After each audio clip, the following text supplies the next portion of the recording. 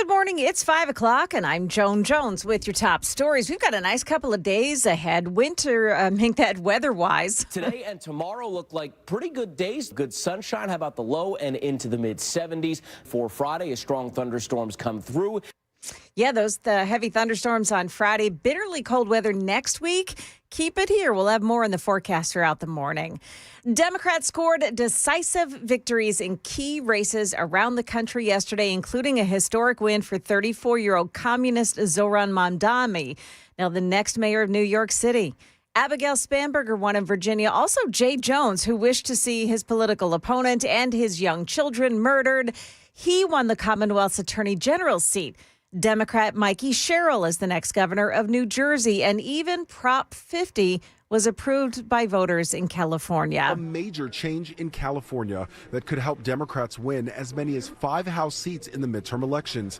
Voters choosing yes on Proposition 50 for a new congressional map, a direct response to redistricting in Texas, which favored Republicans. Now, President Trump is reportedly preparing to sign an executive order targeting states like California that predominantly use mail-in ballots, saying vote-by-mail policies are under legal and criminal review. And that's ABC's Lionel Moisey. Dan, of course, will have the political picture for us throughout the morning.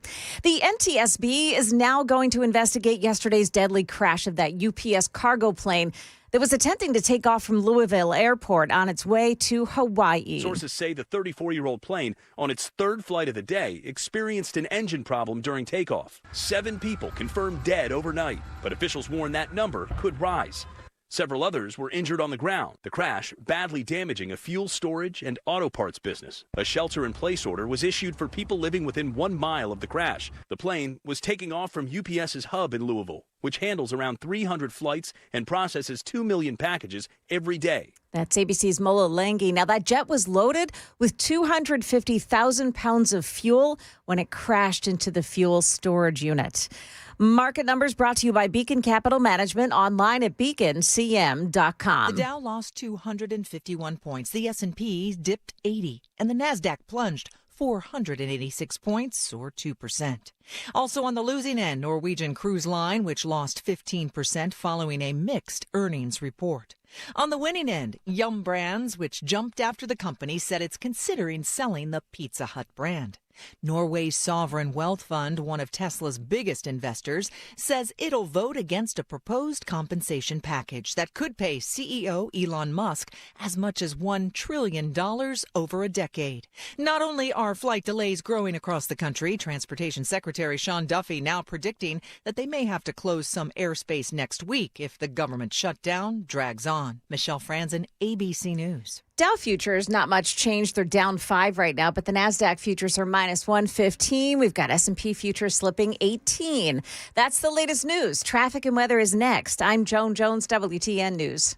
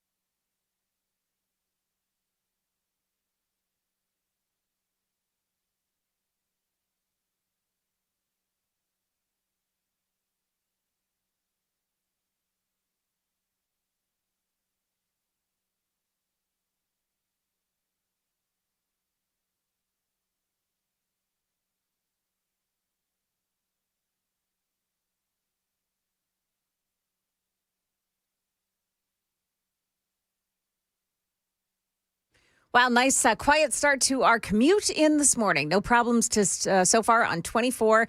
65 heading in from the north. Yeah, that looks a little bit slow this morning in a couple of spots, especially around Goodlettsville. But that's just volume delays at this point. And 40 looks fine. Traffic every 10 minutes every morning on Super Talk 99.7 WTN.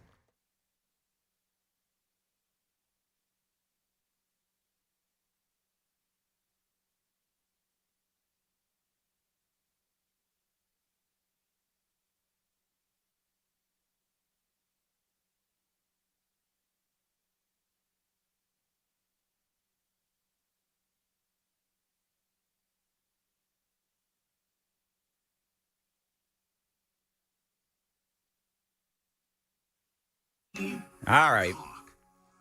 Look, I want to go on record as saying Kamala Harris won Virginia, California, New Jersey, and New York. What?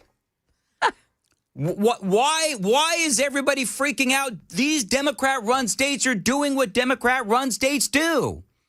And by the way, all you New Yorkers that are going to end up coming to Tennessee, It's not the state you think it is. It's the one with all the fried chicken. it's exactly right. You know what? You New Yorkers, you're better off going to Florida. That's all I'm saying. Yeah. So the New York Post had a big article on people fleeing New York. And, of course, Tennessee is one of the 3 states that were mentioned because New Yorkers are going to flee. Now that Mamdani has won, New Yorkers are going to flee. There was a lot of people talking about how, okay, yes, we have a lot of these younger voters that obviously forgot 9/11 that have now decided to make Mamdani the mayor of New York. I am all for it. I cannot wait to see the absolute, utter flippin' train wreck that New York is about to become. I mean, even more than it already is. So I don't know. Am I supposed to be upset? Am I supposed to be, dour? Am I supposed to be angry and all that? No, I'm not angry at all. I'm not upset at all. I'm not worried about the midterm elections. Because you know what? I'm going to say the same damn thing that I said when Joe Biden won the election. Was that 5 years ago now? I said Democrats are going to do what Democrats are going to do. And you know what's going to happen? It's going to be so abhorrent that there's going to be this huge shift away from the Democrats and away from Democrat rule, which is exactly what they did during the presidency of Joe Biden. So then guess what happened? Donald Trump was ushered in yet again, not to mention the midterm elections. In other words, Virginia, California, New Jersey, New York, none of this is unexpected. They're all just a bunch of crazy people, especially in New York. I cannot wait. I wish I could go ahead. If I could find like a hot tub time machine, I would go a year and a half from right now forward and see what happens to New York, because it's going to be a train wreck. I tell you, that sounds like a solid movie idea. Just Dan Mandis in a hot tub in Times Square a year and a half from now. Mamdani in New York. That's what you could call the movie. By the way, did you notice his real quickly, his speech, by the way, Super Text line is open 615-737-9986. Listen, if I'm supposed, somebody clue me in. Joan, Sam, clue me in. Okay. If I'm supposed to be, Danny Downer, if I'm supposed to be upset, if I'm supposed to have my head in my hands, and if I'm not doing this right as a talk show host, then somebody please tell me. But all of this was to be expected. Here's the thing. When you look at the fact that Jay Jones won the Attorney General's office in Virginia, a guy that literally texted that he wants children to be murdered and police officers shot. You know what, Virginia Democrats, you can flip and have them. If that's where your morality is, if that's where your ethics are, then you go right on ahead. You can have them. But the rest of us, conservatives, Republicans, we just look at you and we look at what is going to happen to Virginia and what is, of course, going to happen in New York and New Jersey and in California. California is already a train wreck. But again, Democrats are going to do what Democrats are going to do. And so when we look at the fact that you do have Virginia voting for Jones, Jay Jones, and you think, okay, so they will actually literally stop at nothing to retain or get power, then to be perfectly honest, and this is not my official talk show host position yet, but I'm working on it. I'm reconsidering the whole filibuster thing. I mean, think about I want you to just go with me for a minute. So if the Democrats will actually vote for a guy who wants police officers shot and children killed, they will stop at nothing. So then when they get into power, if, Lord help us, if they get into power, and we talked about this the last couple of days, if they get into power, you really think that they're going to have some reservations about eliminating the filibuster? No. Because they'll vote for a guy that wants to murder children. Eliminating the filibuster is nothing compared to that. And a gubernatorial candidate who stays completely silent on the matter. And Spamberger staying completely silent on the matter. Remember that audio, Sam? That's a great point. Remember that audio that we played of Spamberger where she, wouldn't even comment on those horrific text messages. In a live televised debate with her opponent, totally froze and locked up and said absolutely nothing about it. Congratulations. That's your governor. Joan, is this why you left New Jersey? It was part of the reason. I blame you, Joan. You were there to vote for the Republican. Yeah, and the worst part was watching, friends of mine yesterday on Facebook and other places, old friends from back in New Jersey out there doing the happy dance over the Democrats winning. I don't get it. Listen, again, I'm going to say this a lot today. Virginia, California, New Jersey, New York, Democrat-run states. Donald Trump lost each and every state. They voted for Kamala Harris. So, what do you expect? Yeah. Low expectations, right? Low expectations. Virginia, they had that just short period of sanity where they voted in Glenn Youngkin as the governor. But, now they've just returned. And I think part of it, you do have a lot of Democrats, obviously, in Virginia. They work for the federal government, et cetera. So I'd be willing to bet that you had a lot of that going on in Virginia. Of course, in California, they're all just nuts in California. Not all of them. Donald Trump got a lot more of the votes there in California than in previous years. I don't really know what to say about New Jersey, except it doesn't surprise me. And New York does not surprise me at all. I got to tell you, I'm sitting here and I'm thinking about the next year and a half, 2 years, about what is going to happen in New York. Can I just tell you that I'm looking forward to it? As Chris Hand always says, the younger generation will say, I'm here for it. I'm absolutely here for it. I cannot wait to see what happens now. Am I supposed to understand the reference? You're going to stand there and watch it burn. Okay, yes. We're going to stand around and watch it burn. I think that's a Beyonce song. Is that what that is? Rihanna. Same thing. So anyway, you've got I have no idea. But me personally, I don't know. Joan, Sam, you guys looking forward to watching New York burn? Absolutely. Got all these people. I'm going to go get my long sticks and some marshmallows. Yes, pop the popcorn, Joan. Mm-hmm. Pop the popcorn. By the way, there were a lot of people that were actually a little put off by Mamdani's victory speech last night. Yes. So let me play a little bit of this real quick. So hear me, President Trump, when I say this. To get to any of us, you will have to get through all of us. I don't even know what that means. Yeah. Who is Donald Trump going at? It's some great communist rhetoric about the unity and how we're all one thing, even though he just completely ignores the separation of powers at the federal level. Mamdani, I think that he, and by the way, he, of course, declared war on Donald Trump. I've got some audio to play there as well.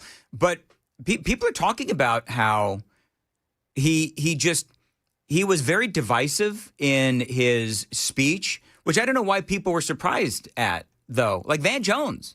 I've got some audio from Van Jones coming up. Yeah. But people are like, oh, my God, Mamdani, he was so divisive in his speech. And I was as surprised that Mamdani was surprised in his speech that Virginia, California, New Jersey, and New York went for the Democrats. I'm not surprised by any of this.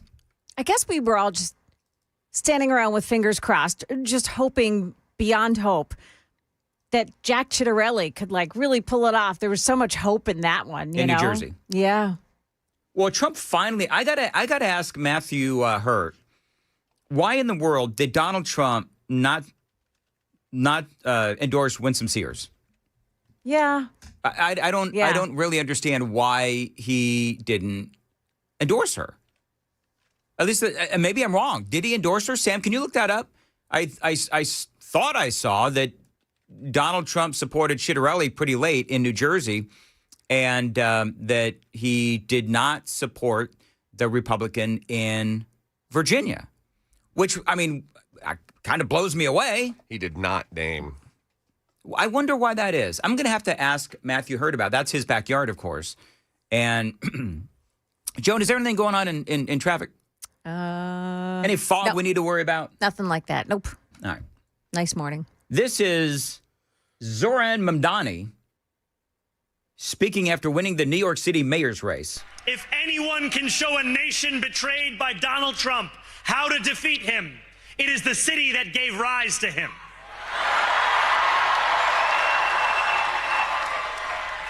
And if there is any way to terrify a despot, it is by dismantling the very conditions that allowed him to accumulate power.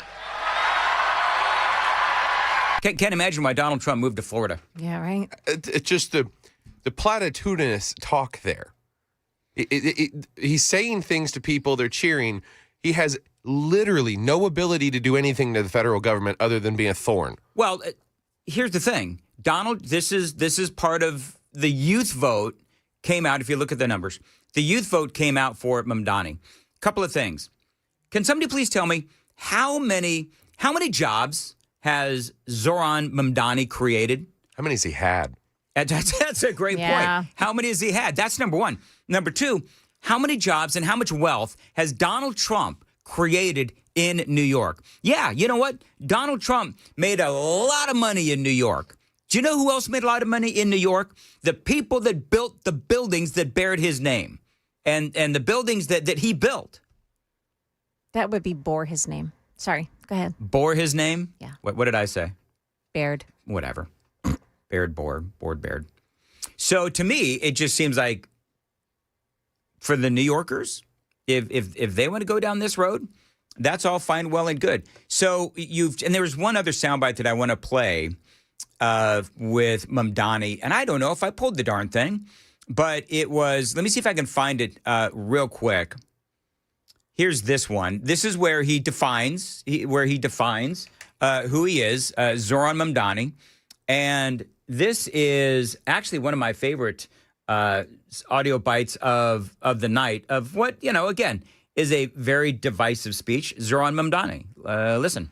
After all, the conventional wisdom would tell you that I am far from the perfect candidate. Boy, you got that right. I am young, despite my best efforts to grow older. I am Muslim. Yeah, they forgot 9/11. They have. I mean, clearly. A lot of people are talking about that. I mean, this is a guy, Mamdani, who he posed with that Brooklyn imam. What is the name? Siraj Wahaj, who was linked to the World Trade Center bombing. And he testified as a character witness for another guy actually convicted in that attack.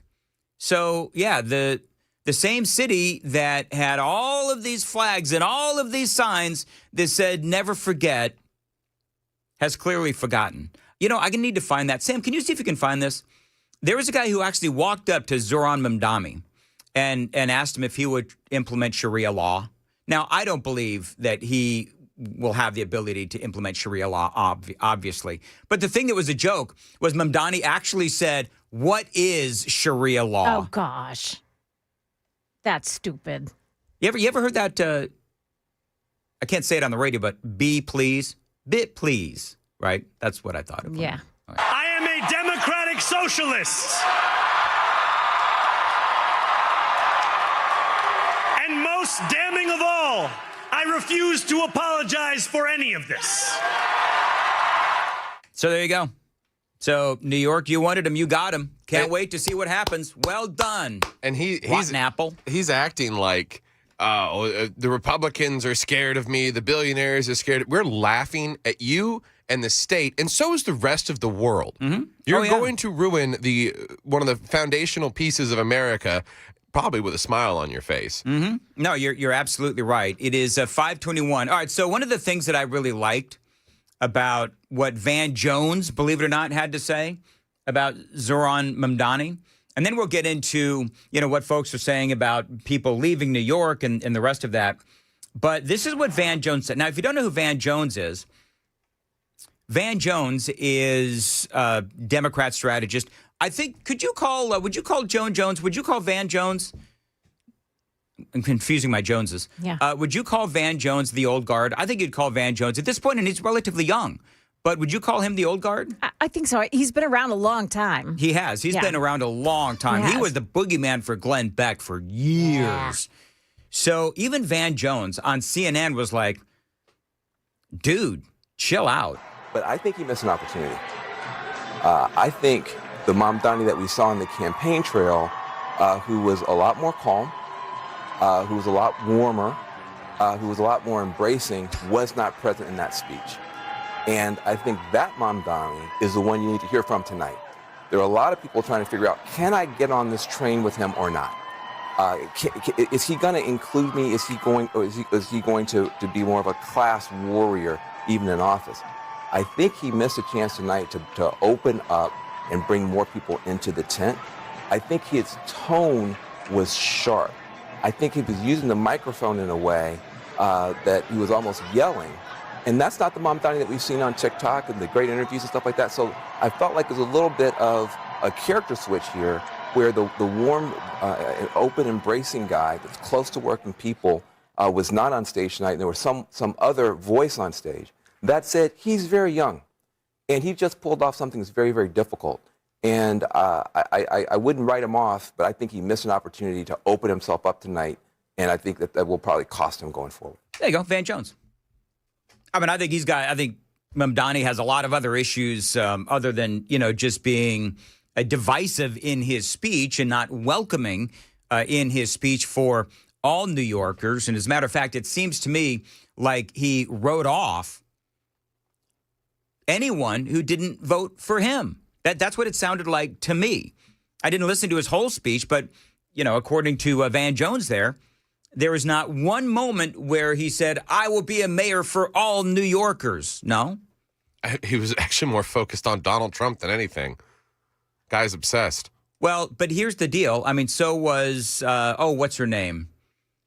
Tish James. Tish James. She ran for the Attorney General for the state of New York. Her sole focus was on get Trump. That was her sole focus, and she won. Well, that actually makes sense because she has some kind of authority to do something against him, as we saw with the case she brought. Right. Not a mayor, never a mayor in any capacity. So But to me, you're right. That does show the ignorance of the people, in my opinion, that voted for Mamdani. If he's going to, say, I'm going to go after Donald Trump, and you've got to go through me. Now, I think part of what he's talking about, and then I got to go, but I think part of what he's talking about is Donald Trump going after the illegal aliens. I think that is the context with which he says, if you want to get us, you got to go through me, or whatever it was. So to me, and we're going to get into some of the other things that are going on, but to me, I'm just, like Joan, like Sam, like a lot of you, I'm going to pop the popcorn and watch New York burn. It is 5:25. Joan, what's coming up in the news? Dan, looks like we are going to have some pretty bad weather. We could call bad weather on Friday of this week. So we've got the latest on the forecast with Stefano coming up here. You'll want to know about it at 5:30 on Super Talk 99.7 WTN.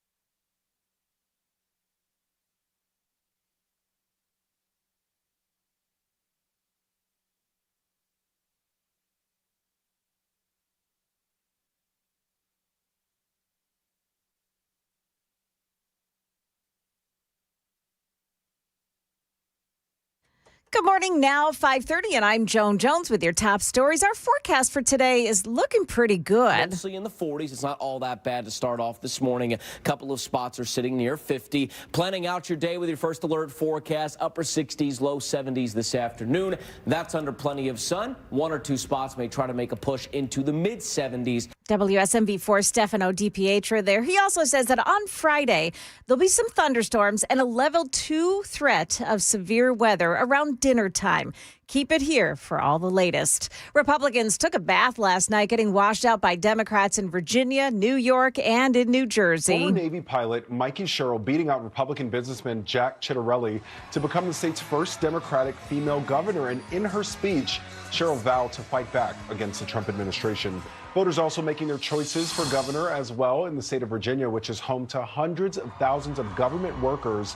Democrat Abigail Spanberger becoming the first female governor of Virginia, beating Republican Winsome Earl Sears. Now, Spanberger was laser focused on the impact of the shutdown during her speech. ABC's Lionel Moisey reporting there. New York City voters, only 24 years removed from 9/11, have handed the keys of the city to Zohran Mamdani. Here's ABC's Aaron Katursky. The religious barrier has fallen in the city, electing its first Muslim American mayor, a self-described democratic socialist, a 34-year-old with little political experience, now the new face of New York, and he defeated Andrew Cuomo, whose family has loomed large in New York politics for several decades. The New York Post headline this morning reads, "On your marks, get set, Zoe." That's good. Yes, it is. MARX? Yes. Okay. On your good. marks, get set, go.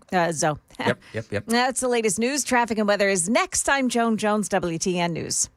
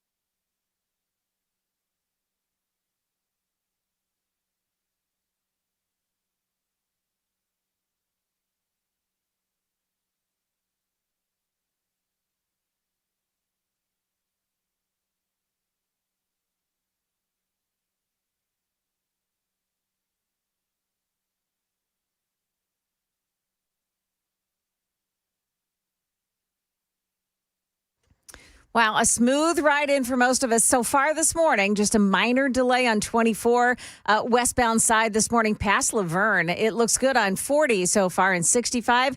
Everything checks out. Traffic every 10 minutes every morning on Super Talk 99.7 WTN.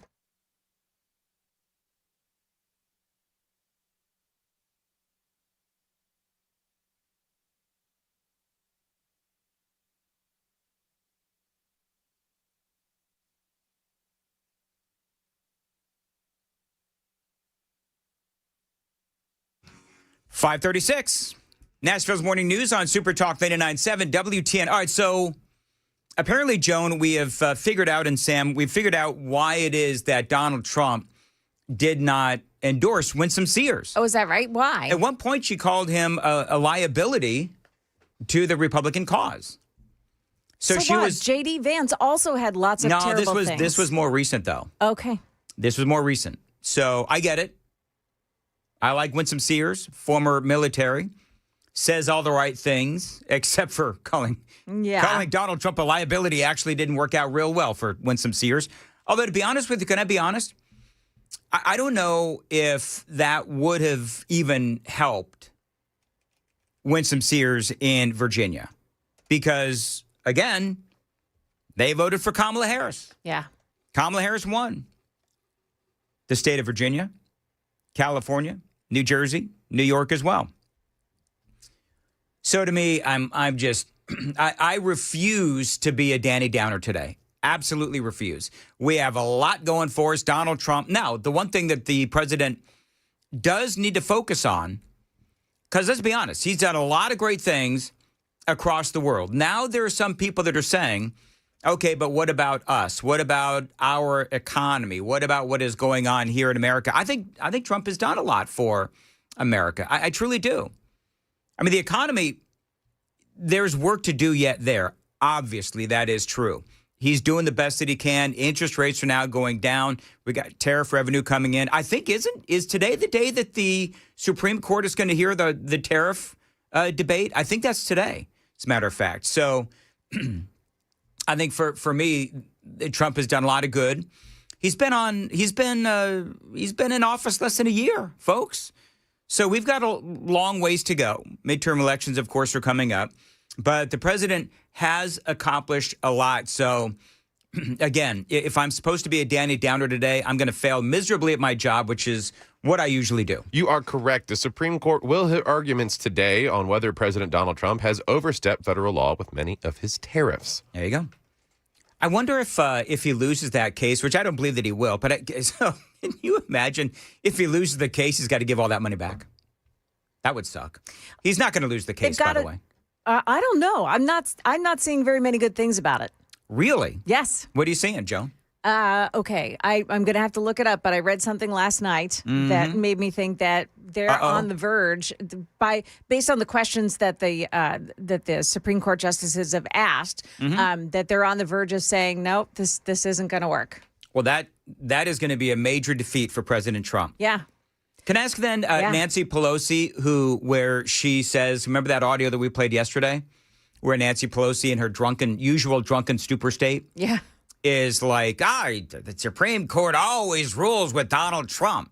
No, they don't always do. And I had 3 instances. This would be a 4th. We'll have to wait and see what happens and the ramifications of such. And here's the deal. If ultimately it is decided that he is not, and I forget, maybe you have it in front of you, Joan, but I forgot the precedent that he was using to impose the tariffs. Was the Emergency Economic Powers Act, or EPA. EPA? IEEPA. Okay. Sounds like a beer. Right? Whatever. It's like super fruity, man. Here's what I find really funny. Yes. I just read this on Fox News. Texas Governor Greg Abbott says he'll impose a 100% tariff on New Yorkers who want to move now to Texas. I wonder if the Supreme Court will have something to say about that. You know what? When you arrive to Texas and you want to change from a New York to a Texas driver's license, yeah. Well, then that's where the tariff takes place.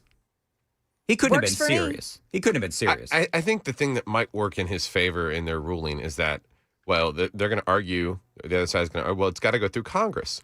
That takes forever.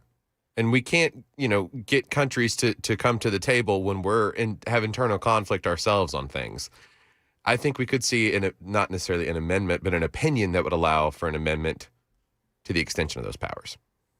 Okay, we'll have to wait and see. In other words, you're predicting not a total defeat, but sort of like a different pathway for the president to go. I have a feeling that they're going to say, well, Mr. President, you can't do it this way, but if you're going to do it, you could probably do it this way. Okay, we'll have to wait and see what happens. By the way, when you think about Zoran Mamdani, Mamdani winning, this damn name is going to drive me nuts. Free buses, right? No rent or rent freezes, fewer police, government-run grocery stores, higher taxes for the wealthy. That's what he ran on. And so this is from the Daily Mail.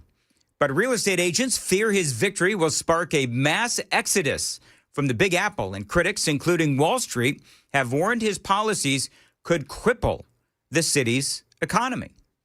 So again, we all saw this coming. You had Andrew Cuomo running, Curtis Sliwa. That was a split of the other than Mamdani vote. Here's what they say.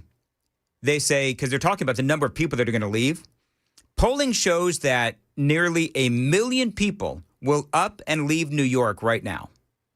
Will that happen? Will that actually happen? I don't know if it's actually going to happen because, if you're a longtime New Yorker, if you're there for your job, whatever. But weren't you saying, Sam, that there's somebody on the YouTube chat that is in New York and they're getting ready to bail? No, we have someone in YouTube today from New Jersey who was expressing their displeasure towards Democrats. But I would encourage them to bail. Kentucky's a nice place. Alabama? Western and Eastern Tennessee are nice places. I feel like the middle's full. Mm-hmm. Alabama, Arkansas. Montana's got some great land. Montana has a lot of land. South Carolina's terrific. Listen. Anywhere but here. What is it? ABH. ABH. Yeah. Anywhere but here. Yeah. So they're saying 1 million people will actually get up and leave, and another 2 million will consider leaving. How many people are in New York? It's like 8 million, right? In the city of New York? They say, again, this is from the Daily Mail. They're quoting a pollster. If anyone near that number actually left, the economic impact would be seismic. Okay, so how many of these Hollywood celebrities have said, oh, we're leaving America? And how many of them actually have? You had Rosie O'Donnell, right? Rosie O'Donnell. And you had, what's the name? The talk show host? Ellen DeGeneres. So that's two. Ellen DeGeneres. Who else has actually left? I know Tom Hanks and his wife got Greek citizenship, but they haven't left. That's about it. It's all a bunch of talk, but I feel like Taylor Swift's got a penthouse in New York. I feel like at her earliest convenience, she's going to sell it and get the most she can because the market is going to tank, and the people that spent tens of millions of dollars on these pieces of real estate are not going to be able to get that money back. They say and it's a great point, older New Yorkers, Staten Islanders, and white voters, they say, are the most likely to say they would pack up and go. When asked to sum up what Mamdani's New York would look like, respondents called it a disaster, hell, and a crap hole. That's what they're saying. They say the Carolinas, Florida, and Tennessee have emerged as top escape destinations thanks to lower income taxes and property taxes. Okay, so here's what we'll do. If you want to move to Tennessee from New York, that's fine. That's cool. But we will go ahead and tariff you.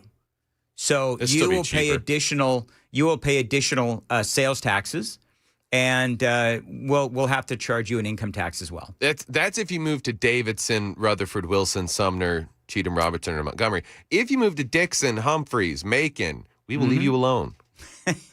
I disagree. I disagree. You disagree, Joan? Anywhere in Tennessee, we're full. Specifically, you should move to Coffee County in droves. No Coffee County. No. Joan is just a hardcore our border is shut down. Well, I'm normally it'd be on that side, but there are people that are basically victims of this incoming administration that, may not necessarily have the resources to pick and choose where they want to live. You can take your New York job, cash out your pension, whatever, and get a probably not as desirable position down here in the South where life is more affordable. Yeah, but remember this, is that a lot of those people, and you're right, Sam, they are victims, and they're escaping. It's like Escape from New York, like that movie, Escape from New York. So, Joan, I think what we could do, let's put the Tennessee National Guard on the border of I-24, 40, I don't know what, 65, all the interstates. And so New Yorkers can't come in. Even if they go the long way around and try to come in from the west part of the state, not allowed. I think what is the smarter thing to do, instead of using all of that manpower, just let's change the overhead signs on all the major roadways and point everybody, say Nashville is 100 miles south of here. I know you thought you were getting here sooner, but it's really still 100 miles south. And send them to Alabama. Got a YouTuber pointing out that, I hear Memphis is nice now. Yeah, go to Memphis, man. Go to Memphis. That one I'm all for. Memphis could, and in all honesty, this is the positive. You talk about watching New York burn. The businesses that will leave, that will find other places to set up shop, Memphis would actually be a great city to inject some life in the economy in. They absolutely would. Now, the problem is, like what they did when Elon Musk brought in, I forget what Elon Musk, a big plant or something there in Memphis. And you had all these people, he's destroying the economy of Memphis. He's destroying the environment of Memphis. Remember all that? And then the report came out and said, actually, that's not happening at all. So with Memphis, if any company tries to move to Memphis, that's not like black owned or left leaning, they'll fight those businesses at every turn. Yeah. I mean, we've seen that. So, for me, listen, if businesses want to bring their business and their jobs to Tennessee, I'm all for that. And we're all just kidding. We don't mind New Yorkers coming here. I'm a Californian, for the love of Pete. Somebody just said on the super text line, just to remember, 2 out of the 3 of y'all are transplants. I know. That's right. But I said, for me, the closed door part comes like right after I crossed over the state line. Wow. Yeah. So you brought all the stuff inside and then closed the door with your foot behind you. Yeah, but see, here's the thing, though. I'm married a Tennessee girl. Oh, see? I am an honorary Tennessean. Right. Because This is like getting your green card because of marriage. It's exactly what it is, Joe. And I got my what color is whiskey? Is it brown? Yes. So amber. I got my brown card. You got your I like amber better. Yeah, amber. Amber? Okay. I got my amber card. Brown card says like something you get at the whatever. proctologist. I did not marry into Tennessee at all. No, you didn't. Nope. Followed my son here as and his wife. Yep. As a 2-century-long bloodline, I will allow it. Will you allow it? Now, Sam, this is what I love about Sam. Have you ever seen Sam's tattoos? Sam actually has. Show it on the TV. He's going to start getting undressed now. No, he actually has the Nashville skyline tattooed on his forearm. That's pretty cool. Now the problem is, did you include the cranes in your? I have been hearing that joke since I got it 10 years ago. So okay, whatever. No, I'm not updating. That's the skyline I grew up with. That's the skyline I will always remember. No, here we go.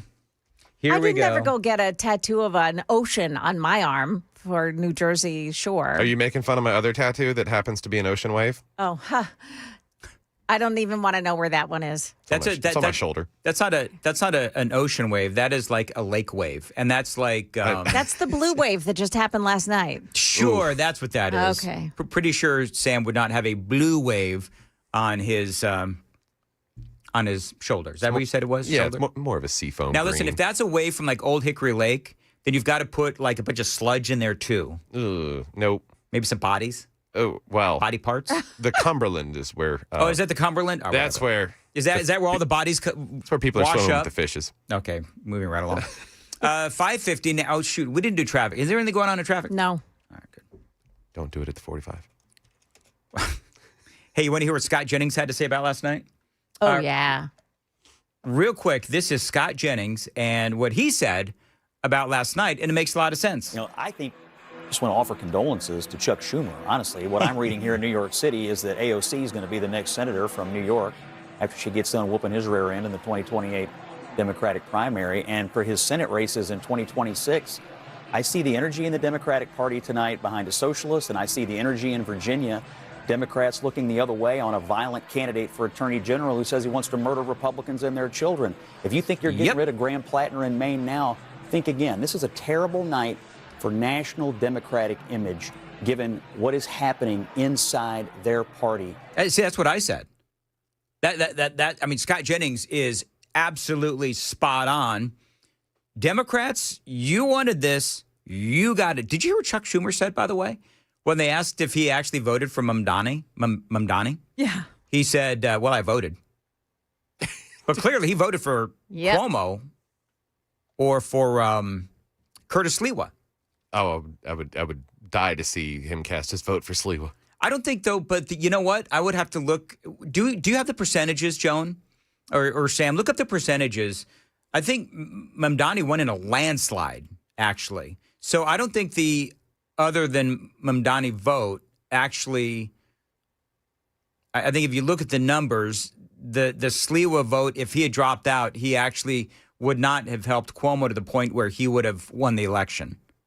What do you have the percentages? Mamdani won 50.4% of the vote. Cuomo came in at 41.6%. Sliwa had 7.1%. So he still would have lost. So whether or not, do you know the happiest guy in New York right now, other than Mamdani? Sliwa. It's exactly Can't right. be blamed. Yeah. Now the question is, will Curtis Sliwa move?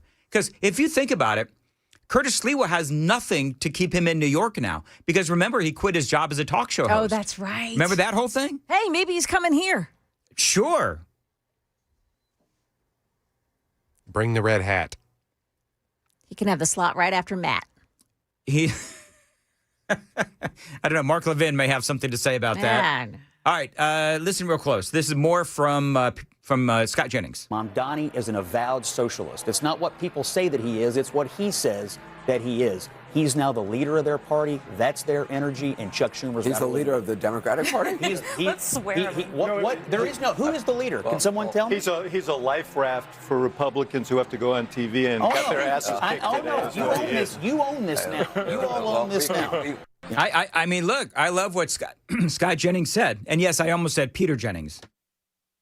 Yeah, and I love the attitude that he's getting from those people. It is the talk show pundits that have not been out amongst the common people in years that have no idea the ramifications of an administration like this. Listen, and again, that's why we say that New York is going to burn. We'll sit around and we'll watch it burn. We'll watch Now, here's the thing. What if it doesn't? What if, like, New York doesn't burn? What if all of a sudden crime, like, plummets when Mamdani takes out all of those police officers?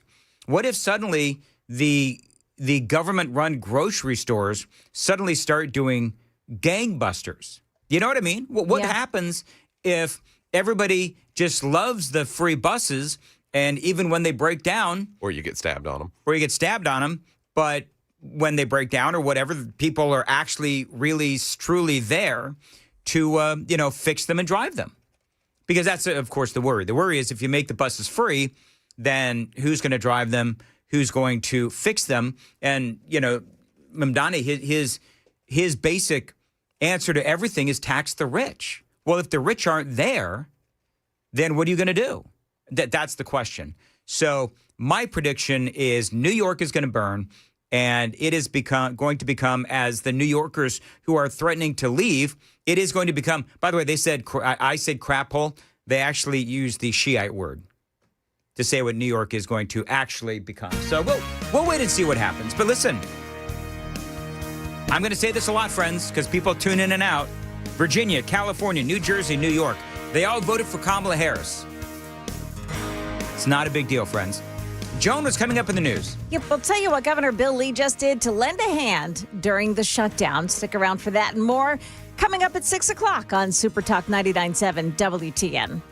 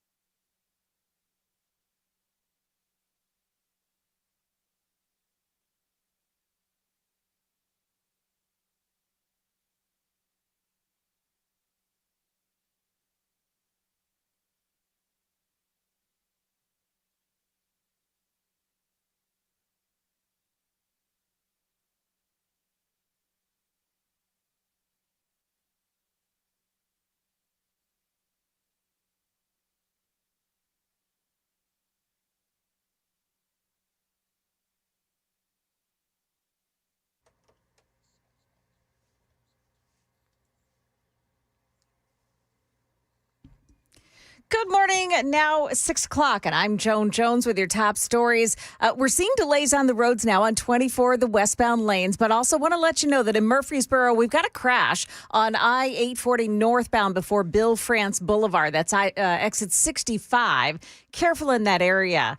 In the news, the government shutdown enters a new record today. It's 36 days. ABC's Rachel Scott on some attempts to end the longest shutdown in history and dire warnings about a shortage of air traffic controllers leading to a shutdown of airspace over parts of the U.S. The president has invited Senate Republicans to the White House for breakfast, but right now there are no negotiations, no discussions between the president and Senate Democrats. They say that he has gone radio silent. Meanwhile, that dire warning from the transportation secretary about possibly closing parts of the U.S. airspace, it's those type of travel delays that ultimately ended the last government shutdown, the longest during President Trump's first term. Meantime, in Tennessee, Governor Bill Lee announced a $5 million emergency fund for food banks across the state as Tennessee, as demand increases at food pantries across Tennessee. Also, the state's new online assistance application website is back up and running now after it crashed Monday on its first day of operation. The Tennessee Housing Development Agency has already helped hundreds of Tennesseans with paying their heating bills. Now, you can find that site. It's at thda.smartsimple.us. Can't remember that? It's okay. I'm going to add a link on my X account. You can find me on X at Joan Jones WTN. Hey, before you grab the melatonin on hard to sleep nights. Oh, man, don't report this. You've heard this story? I am sunk if this story is true. So listen to this one. There's a new study. It's from the American Heart Association, and it suggests there's a link between melatonin and heart failure. However, it's not that melatonin is seen as the cause of heart failure. Rather, if somebody is reaching for melatonin constantly at bedtime, Dan, this may be you, it could be a sign of already existing heart issues. Heart failure can be caused by lifestyle choices, including a chronic lack of sleep. Shut up, John. Sorry, just so we're clear, that has not been peer reviewed. That has not been peer reviewed. Right. So okay. So ignore it. Absolutely. At your own risk. You come back to me when it's peer reviewed, and then I'll pay attention. Gotcha. Of course, I'll be dead by then. Right. Moving right along. Stop it. Market numbers brought to you by Beacon Capital Management. Online at beaconcm.com. We've got Dow futures plus 23 right now. The NASDAQ futures, however, are down 100. And the S&P futures, they're down 14. That is the latest news, traffic, and weather. Next, I'm Joan Jones, WTN News.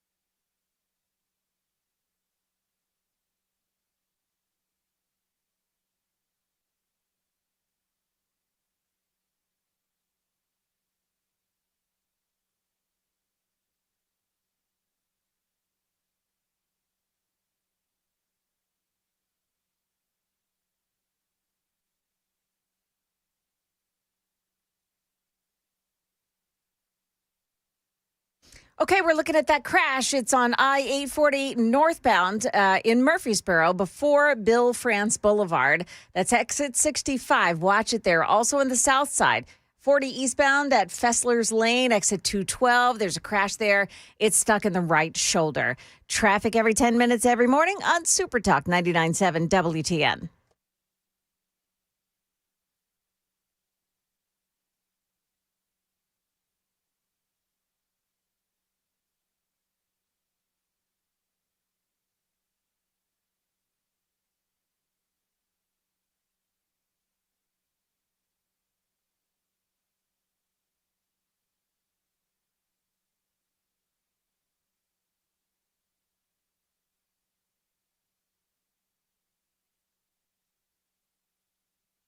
.605 Nashville's Morning News on Super Talk 99.7 WTN. Good morning to you, friends, and hope you are doing well. There is obviously a lot to talk about on the national stage. We spent a good part of the 5 o'clock hour talking about what happened in New York, Virginia, California, and also New Jersey. By the way, Joan, have you officially now given up your Jersey card? Yeah, I think I'm pretty done with it. Because I gave up my California card. Yeah. And by the way, just so we're clear, because people are like bashing me and Joan because we're not native to Tennessee, and Sam is. We are Tennesseans by choice. Right. So that should give us some, Tennessee cred. And I've been here for, almost 12 years. So there is that too. So, I think that now, maybe at some point I'll go ahead and have, the Nashville skyline tattooed onto my arm like Sam does. But I think you'd look really good with the state outline. We have a really cool shape of a state. Sure. And then I can have all of the... I would just like to remind you that as we get old, we get wrinkly, and tattoos don't look really good wrinkly. Yeah, but they're actually great for your immune system. Do you know what I could do? And then I got to get to work. But I could do? I could have like the state of Tennessee tattooed as like a teardrop coming out of my eye. That way I can get some street cred and some Tennessee cred. No, I'm not crying. That's just my home state in my eye. No. That's like, when gang members have a teardrop tattoo. Yeah. Yeah. That means that they've killed somebody, right? Right. Yeah. So I could have the state of Tennessee coming out of my because you murder it on the air. That's what it is. I kill it. All right, so there's news, too, that Florida Governor Ron DeSantis has asked a state representative if they have filed legislation yet to tariff New Yorkers leaving for Florida. How would that work? I don't know. I just don't understand how that would work. It's just such a it's a feel-good story that probably isn't going to do a darn thing, but it feels good. I'm gonna say this. It sounds a little petulant. I mean, the people that would flee New York, as you said, Sam, the people leaving New York are victims. The close to 1 to 2 to 3 million people that may possibly leave New York, they're fleeing oppression from the socialists or the communists. They're fleeing communist oppression. Yeah. That would make them like refugees. Well, I think there needs political to be refugees. There needs to be a clock, and the clock started today. On when you can be tariff exempt when you move to a red state. So the sooner you booked your U-Haul truck to Tennessee, Florida, what was the other one? There's Tennessee, there's Florida, there's Texas. Then anywhere south of Maryland, in my mind. Okay, very good. So if they book their U-Haul truck today, they're exempt. But the further out they go, because they're waiting to see how bad it can get before they actually move. Hey, 7789 says, Dan, both you and Joan make Tennessee a better place. I 100% consider both of you, Tennessee volunteers. Oh, thank you. Isn't that sweet? Well, you know what? They pay me around here. I might as well be volunteering. You too, Joan. That's right. Sam makes the big bucks. I volunteer a little more than you. Whatever. You know what? Joan, I was trying for like a moment of unity, and you just slapped it right back in my face. I think that there's room to actually make that legislation. I mean, when you start a business in a new state or sometimes purchase residential real estate in a new state and you haven't been a resident, I mean, we have policies on in versus out of state tuition. Right. I think there is wiggle room to make that happen. If you go, my policies that I voted for are blowing back in my face in New York, I want to leave, and you've got the capital. feel like the state you move to should be able to take advantage of that. You know what? Let's do a Daily Dan poll. Oh, yeah, I love it. So let's do a Daily Dan poll. Should New Yorkers moving to Tennessee somehow be tariffed? And yeah, I mean, there are ways to do that. If your previous address was in the Empire State, as you come in to rent an apartment or whatever, then, I mean, theoretically, I guess they could tariff you. You know, California talked about taxing Californians as they fled the state. Remember that whole thing, Joan? Yes. Which never really made any sense to me. But I don't know. My official position on that is no. You don't punish the victims.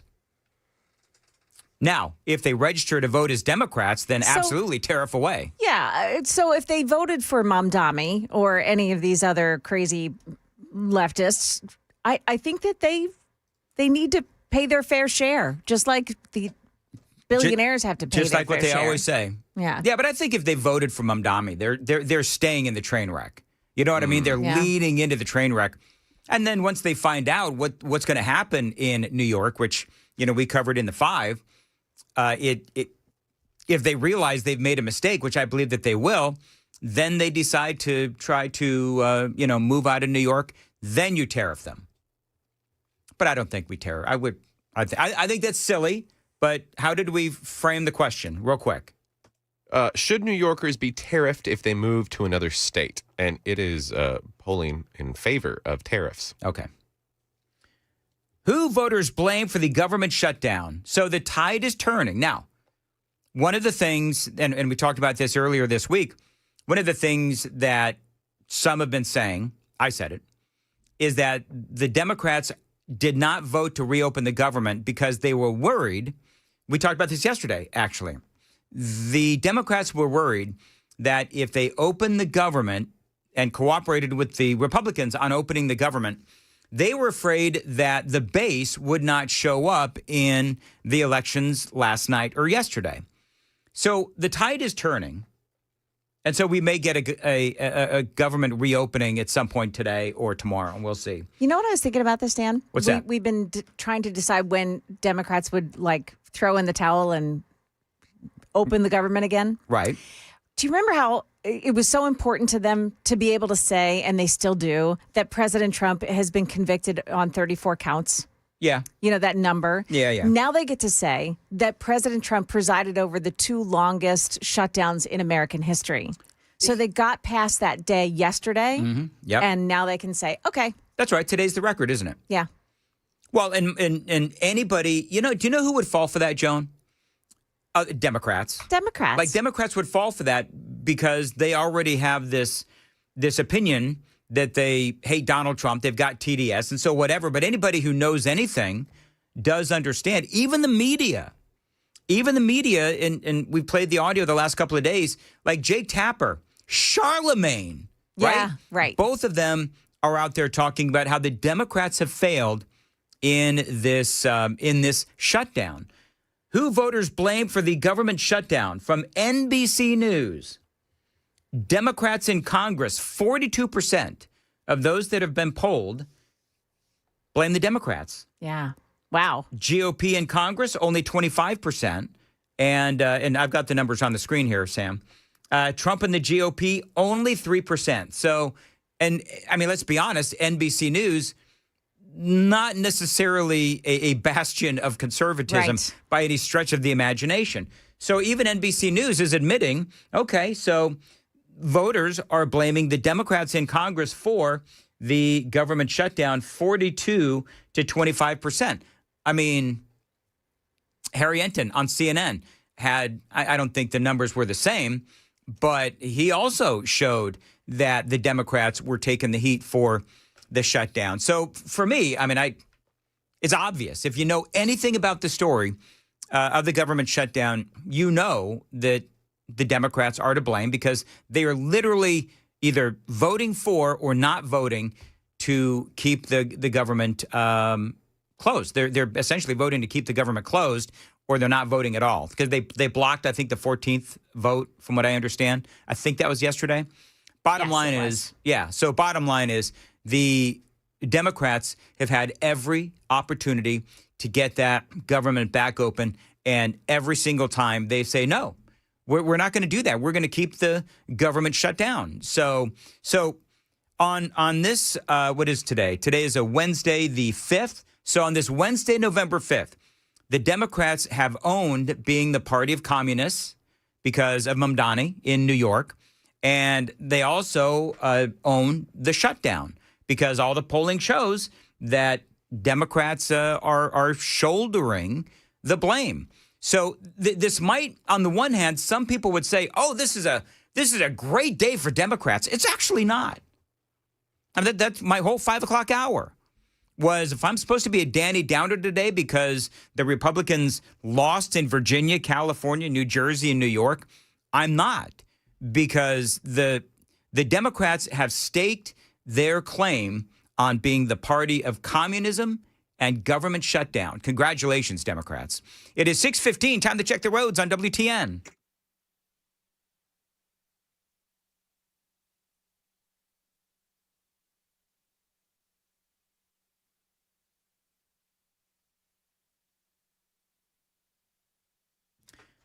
As far as your weather goes, it's going to be a pleasant day today. Plenty of sun as well, reaching 72. It's going to get a little rough coming up about what, Friday, Joan, with the weather? And Friday around dinner time. That's when thunderstorms move in. Stefano is saying that the severe weather threat is a 2 out of 5. Kind of upped it today. So so we're talking about the possibility of strong thunderstorms, hail, and the slight possibility of a spun-up tornado, as he likes to call it. You know what I always say about hail? Hail no. Ha. Ha ha. Whatever. You know what? I can't win with you people. I just can't win. Should have told that to some New York voters. I bring the comedy every single day, and all I get is a bunch of groans out of you, too. Whatever. It's fine. I don't know if we call it comedy. I mean, it's... Moving right along. Super text line is open, 615-737-9986. Donald Trump is demanding that the filibuster be terminated. This is what he posted on Truth Social. Terminate the filibuster, not just for the shutdown, but for everything else. He says we will get all of our common sense policies approved. Voter ID, anyone? And make America great again. Donald Trump continues. Remember, the Democrats will do it immediately as soon as they get the chance. Our doing it will not give them the chance. Republicans, be tough, be smart. The Dems are crazed lunatics. They will not open up our country, no matter how many people are irreparably harmed. Crazed lunatics is the perfect term. Oh, I've talked about, you know, I see the Democrat Party as, you ever see, I think I've said this before on the radio. You ever see World War Z? Yeah. Where when Brad Pitt and his wife and the 2 kids are driving through Philadelphia and the zombie apocalypse begins, I see the Democrats as the zombies. I truly, that's the way that I see them. And so Trump has a good point. One of the things, if you're just joining us, one of the things that I mentioned in the 5 o'clock hour is that if the Democrats will actually vote in the state of Virginia, Jay Jones as the attorney general, he of course won. And this is a guy who put in text message that he wants to see police officers shot and children murdered. Then Trump is right. They will abolish the filibuster at the first opportunity. And so now the question is, okay, so if that is the state of the Democrat Party, if that's their mindset, that they're going to vote for somebody who wants children killed and they want police officers shot and they'll vote for a communist in New York, then you think they're going to think twice about eliminating the filibuster? Of course not. So my opinion on terminating the filibuster, which I am, you know, you would have asked me yesterday, I'm very much against, but I'm having second thoughts on this. Like Donald Trump, when he says the Democrats will do it immediately, we are in a war. And this is where I argue with myself, and I do this all the time, and it drives me nuts. But we are in a war.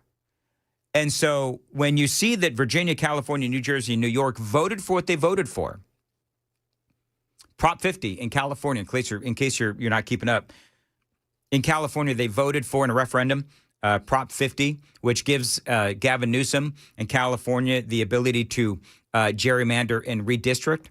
So that passed in California. So to me, okay, well, then maybe we take a fresh look at terminating the filibuster.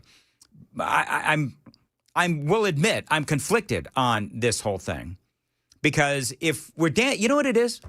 We're damned if we do and we're damned if we don't. You've heard that, right? So if we do it, you know the Democrats are definitely going to do it, right?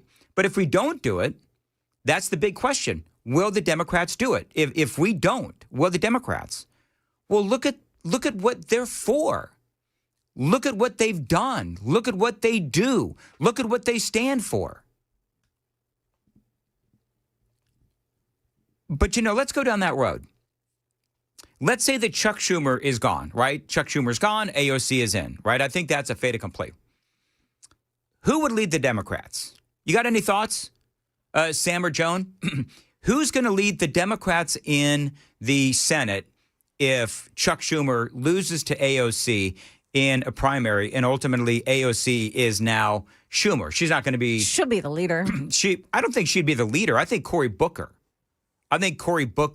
would be the leader of the Senate, because he's been... I just think AOC is loud and amazingly popular among Democrats, and she garners a lot of attention. Do you know what? You bring up great points, Joan, but I think in the House, she's incredibly popular. I think in the upper chamber, I think that they may pat her on the head a little bit, if you know what I'm talking about. Yeah, like, she doesn't have the Washington, D.C. experience yet. She hasn't paid her dues to be the speaker, I should say, the leader of the Democrats in the House of Representatives. She doesn't have the same misogyny as Cory Booker, too. That kind of carries some weight. Sure.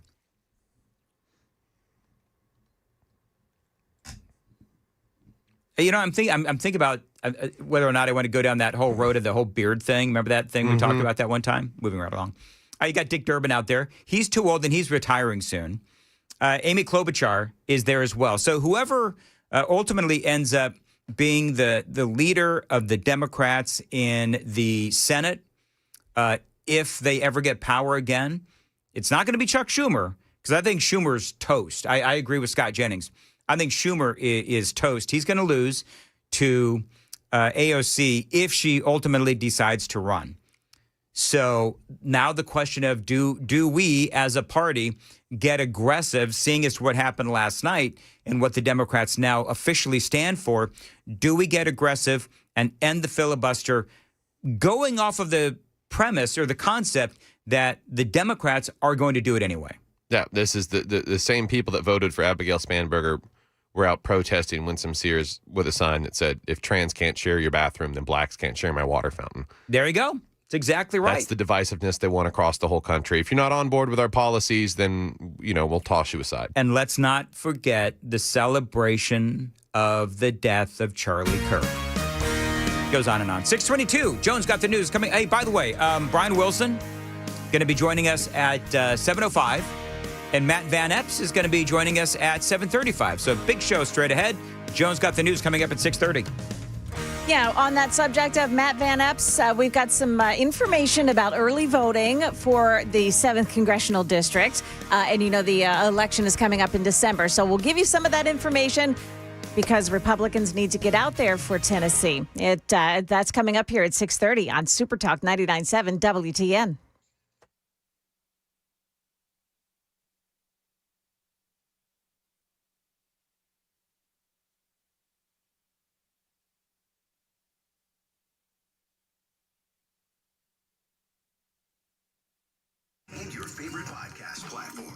I love what 7802 has to say on the super text line about all this. Yeah. So we'll talk about that and a whole lot more straight ahead. It is 6:23, Nashville's Morning News on Super Talk 99.7. Dan Mandis here. You've heard me talk about my cataract surgery at Vision for Life. And again, it has indeed been life-changing. I can now see in the shower. I'm sorry for the visual, but I can also now see in the swimming pool, for example. It's great. I didn't even realize how much my vision was holding me back until I had clear sight again. Reading small print, no problem. Driving at night, no problem. No more halos, no more blurry lights. Watching TV, working, even just being outside. Color, and this is one thing I noticed. Colors are a lot brighter. Details are sharper.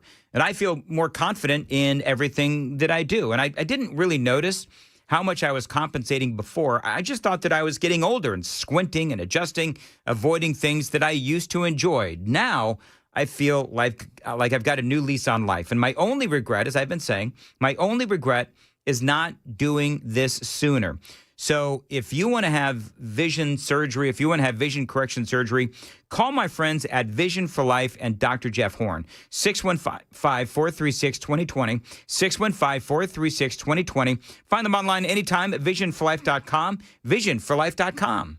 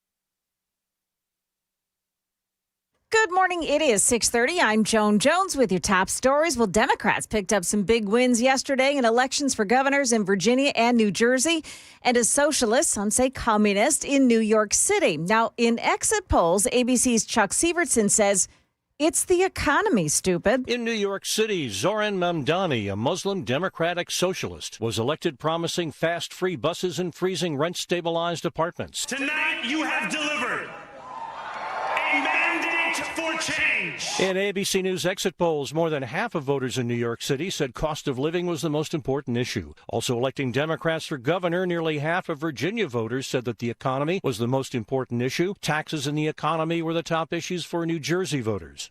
And by the way, early voting begins Wednesday here in Tennessee for the 7th Congressional District. Begins Wednesday, November 12th, and it'll continue until the 26th. Election Day is on December 2nd.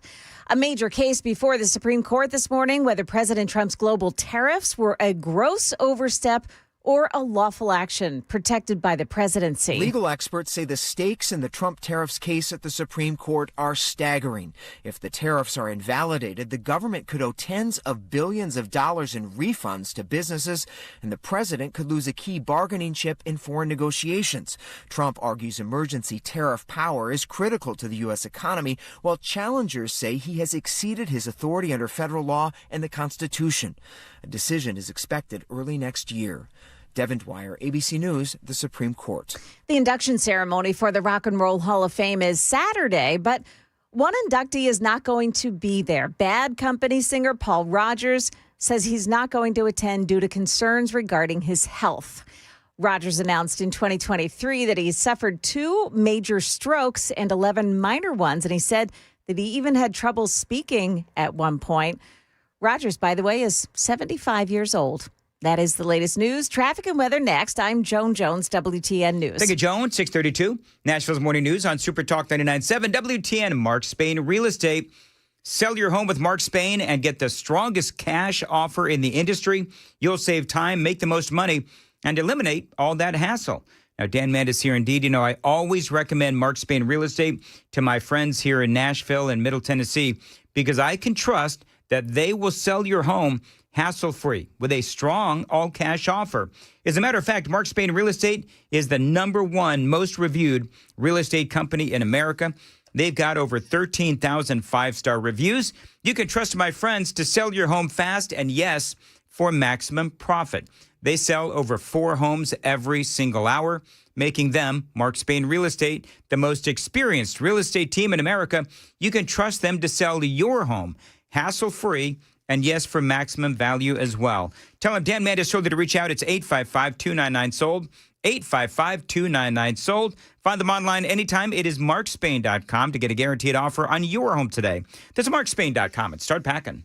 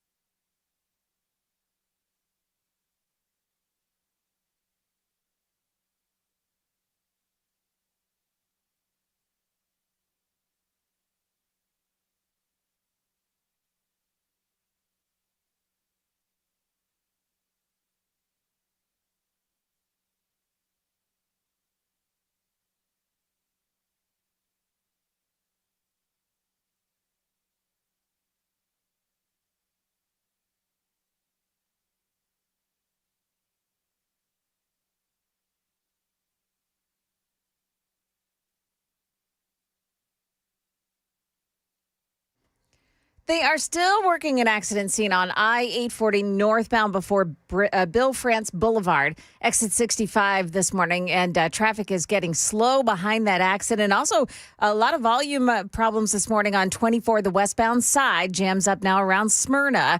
You've got delays as well on I-840 this morning, heading eastbound, ending around the Triune area. Now, also, you've got a crash, Whites Creek on 24 eastbound side this morning. It's at the Clay Lick Road overpass. Traffic backs up from exit 35 up to that spot. Traffic every 10 minutes every morning on Super Talk 99.7 WTN.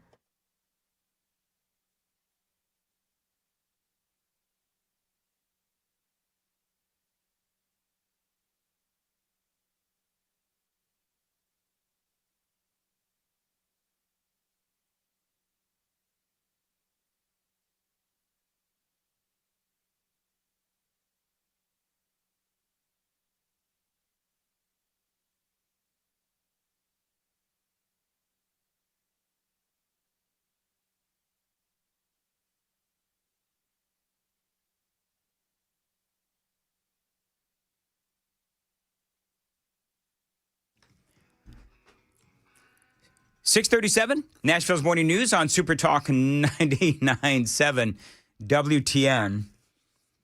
So 7802 says, are all the illegal aliens going to go to New York now? I think a lot of them already are there, actually, because New York is a sanctuary state. But remember, New York, Manhattan is a sanctuary city, and New York itself is a sanctuary state. So, for that, I think for me, I think, yeah, they probably will. Because what was the very first audio bite that I played for you this morning? I don't have it queued up now, but one of the big things that Mamdani said last night was, message to Donald Trump, you've got to go through me to get to you, talking to his supporters. And, okay, so then if you want to keep all of the illegal aliens, then you're going to have all these people that are going to be fleeing New York, as we've been talking about, and you're going to have a whole bunch of illegal aliens. Do you know that's part of what happened in California? In California, you had people like me. I mean, if you folks knew people listening all the time, if you don't know my story, I was one of those that fled California. And I'm here to tell you, I was making six figures. I'm just going to tell you, I'm going to be honest. I was making six figures in California producing a radio show, and it got so bad that I left. I left California. I couldn't take it anymore. I was replaced, no doubt, by a whole bunch of illegal aliens. And the reason I left and the reason I left was because my kids' schools turned to crap. I couldn't afford private school for the kids, and the school that they were zoned for, basically Spanish was the official language of the school. My car got broken into, my car got vandalized, and it was just, I lived in Winnetka. For people that know Southern California, maybe you know Winnetka, up in the San Fernando Valley, right next to Van Nuys. And so I was watching the San Fernando Valley just disintegrate into a bunch of crime and graffiti and illegal aliens and the whole thing. And I bailed. My first wife and I said, screw this. We are going to cash out on our house, which is exactly what we did. And we moved to Texas. I moved to Texas without a job. Because I didn't want my kids to grow up in that filth. That's why I left California with a six-figure income. And I said, screw it, I'm out. Because I couldn't afford, even with my income, I couldn't afford anything better. And so we left, went to, Texas, and then my career further expanded, and here I am in Tennessee. But, I mean, there's a lot of people like that, where I just said, screw it, I'm out of here. And I left California. People are going to be leaving New York as well, because that is what happens when people are living amongst, whether it is crime and graffiti and gangs and illegal aliens. In the case of in the case of New York, I mean, it's already like that, but it's going to get worse under Mamdani because he is welcoming and he wants to expand New York as far as a haven for illegal aliens. He wants fewer police officers, not more. He's one of these morons that wants to see social workers called to, crime scenes. And if there's a standoff with police, oh yeah, let's just bring in a social worker. And by the way, here would be my question. All right, so if you want to bring in a social worker and you've got a situation where there's a standoff with police, okay, so with all of the different languages that are spoken in New York, how are you going to get a social worker quickly to a scene where it may be any one of 2 or 3 dozen languages that they speak in New York? Whole thing is just dumb. So yeah, I can totally relate to those people that are saying that they want to leave New York. By the way, Donald Trump posting this to True Social. Because I'm kind of weaving all over the place as far as topics go this morning. Pass voter reform, voter ID, no mail-in ballots, save our Supreme Court from packing, no 2-state edition, etc. Terminate the filibuster. Trump is on these senators on the Republican side like a you-know-what on you-know-what. I mean, he is all over them. I think he's got a meeting with them today, as a matter of fact. It's a breakfast. Is it a breakfast? Yeah. Mm-hmm. Actually, should I send Marsha Blackburn or Senator Haggerty a text and ask him to call in from the breakfast? What Tim, are you having for breakfast? Yeah, if it was Tim Burchett, he'd do it in a heartbeat. Tim Burchett. He'd do it with a fork full of food. Tim Burchett would just put us on speaker and let me air it, live on the air. You could probably ask the president a couple of questions that way. Oh, hey, Tim, put up your hand and ask a question. I mean, I think that'd be funny as a Dadgummit, Mr. President, I got this radio host from Nashville calling. He's counting my dadgummits. Anyway, so yeah, that is, let's see. Yeah, it's interesting. People are sending notes into the super text line about how they have left. Valerie apparently left Oregon. A couple of other people saying they've left New York, they've left Los Angeles. They're glad to be here in Tennessee. And I don't mean to brag. It's going to sound this way, but I mean, I've got a lot of listeners because I do Red Eye and some other national shows. So I have a lot of listeners that tune in from other parts of the country, and I hear from them all the time about how they want to move. And I tell people, listen, it can be scary. It can be really scary to literally quit your job because your hometown, like with me, my hometown just completely took a crapper. I mean, it did. I mean, Southern California is a complete and utter train wreck. And so if you can't afford to send your kids to a private school, then you're sending, because I mean, just look at the scores. Look at the scores of most of the school districts in California, with the exception of the ones in the more higher-falutin neighborhoods. But the problem that you have in California is you've got all these kids that speak other languages, and so if your kid goes in and they speak English, well, all of the Spanish speakers, it slows down the learning process. That's the problem. Yeah, I just wanted to grok it for you. From 2020 to 2023, 538,404 people fled the state of California. And that was mostly, to be presumed, because of the COVID policies, the restriction of business. That even accounts for people that moved out of the country. So that was for COVID policy. And this is what Mondami's plan is in New York, to remove the strategic response group and eliminate the NYPD's overtime budget. Yeah. Yep.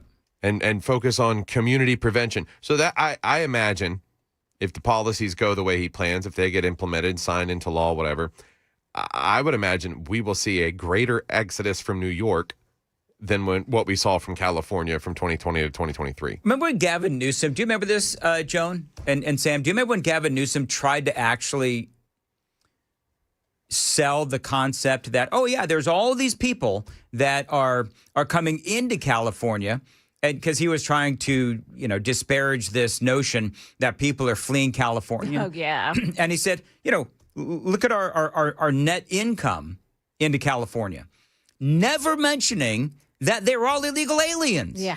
I mean, it was like, oh my God, dude, how stupid do you think we are? And that was when Biden was in office. So it's just like one gaslighting moment after another. Lord have mercy. Anyway, got a lot more straight ahead at 6:45. Time to check the roads on WTN.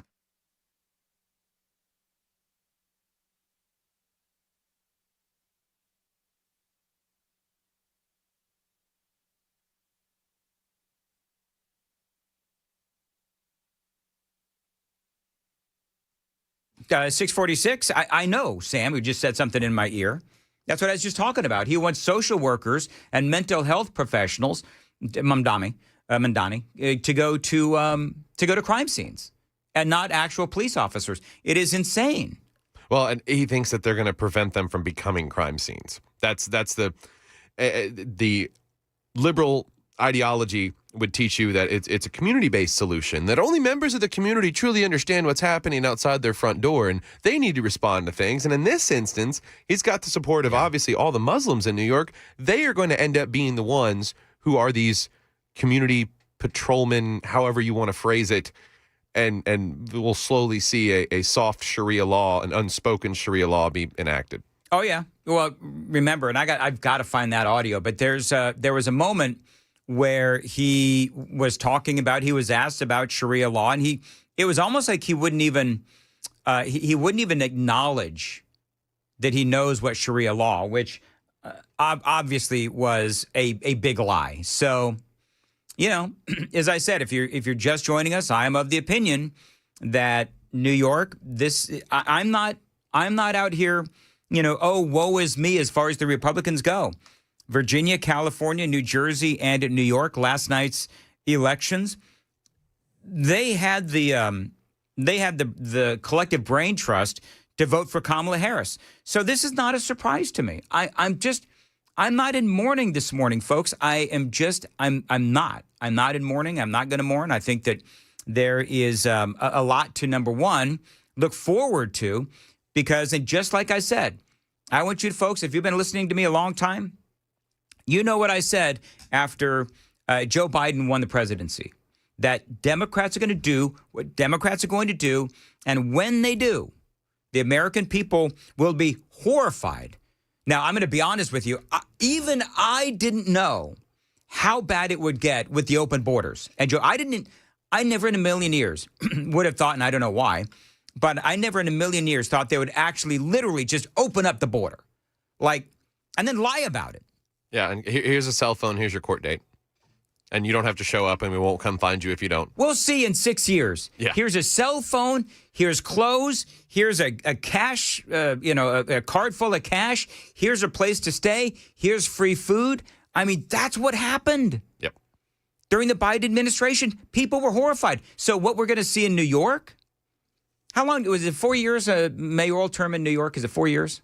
What is it, Joan? Do we know? I believe it's 4. All right, so we'll see what happens in 4 years. So in the same way that you think, and I and others think that Cory Booker's girlfriend is a beard, do you believe that Mamdani's white girlfriend is in some way a beard, covering up his... Mamdani is married. He's married? He doesn't have a white girlfriend. Just got married. Just got married? Okay. Yeah. And Isn't she white? No. Oh, I misspoke. That's on me. She looks that way. Hey, Joan. Yeah. I'm fake news. Let's just marinate in Sam being wrong. Yeah. Fake news. Fake news, Sam. Fake news, Sam. Anyway. We'll get that tattoo for him. I'll pay for the tattoo, Sam. Fake news, Sam. But 99.9% of the time, Sam is right. Right on his head. So we'll let this one slide. Anyway, Brian Wilson is going to be joining us coming up at 7 here. After the news at 7, Super Talk 99.7 WTN. Super Text line is open and fuego this morning, as a matter of fact, on fire. And we've got a lot to discuss. Matt Van Epps is going to be joining us at 7:35. And we have a lot more coming up probably before the news. I've got some great audio from the head of the Air Traffic Controllers Union, who is talking about begging the Democrats, please end this government shutdown. And the numbers are horrifying as far as how many in the greater New York area. Joan, do you know how many of the air traffic controllers in the greater New York area were actually on the job last Friday? No. Is there a number? Is there a hard number? 80% were gone. Oh, my goodness. 80% were gone. And so, I mean, obviously horrifying. And that's why the head of the union wants the Democrats, and he understands and he fully admits this is a Democrat problem. Mm-hmm. He wants the Democrats to go in and vote to end the government shutdown. The question is, now that the elections are over, will they? 6:51, and Joan's got the news coming up at 7 o'clock. Joan. Yeah, coming up here in the news, Dan, why California Governor Gavin Newsom is feeling pretty good about himself today. Also, the death toll is at 7 after that fiery crash of the UPS cargo plane in Louisville. But officials say expect that number to go higher today. Those stories coming up here at 7 o'clock on Super Talk 99.7 WTN. Let me give you a phone number that is going to save you a lot of money. 866-90-NATION, Window Nation. Now, because you know it's going to get cold. And actually, we're going to get a whole lot of rain coming up, I guess, on Friday. So if you've got old windows, if you've got cracked windows, if you've just got windows that are not high quality, then the cold air from outside is going to get in. And in my case, before I called Window Nation, I had a bunch of water coming into my bedroom as well. I called Window Nation. They came out, and in a day, they put in brand new windows, not only in my basement studio, but also my bedroom and my kitchen as well. These are great windows. And if you're thinking about getting new windows, if you're thinking about upgrading your windows, you've got to call my friends at Window Nation, 866-90-NATION. And right now, they've got a great deal going on. 50% off all window styles. You could get 0% interest for 5 years by mentioning my name, Dan Mandis. The phone number again, 866-90-NATION, 866-90-NATION. You can find them online anytime. It is windownation.com.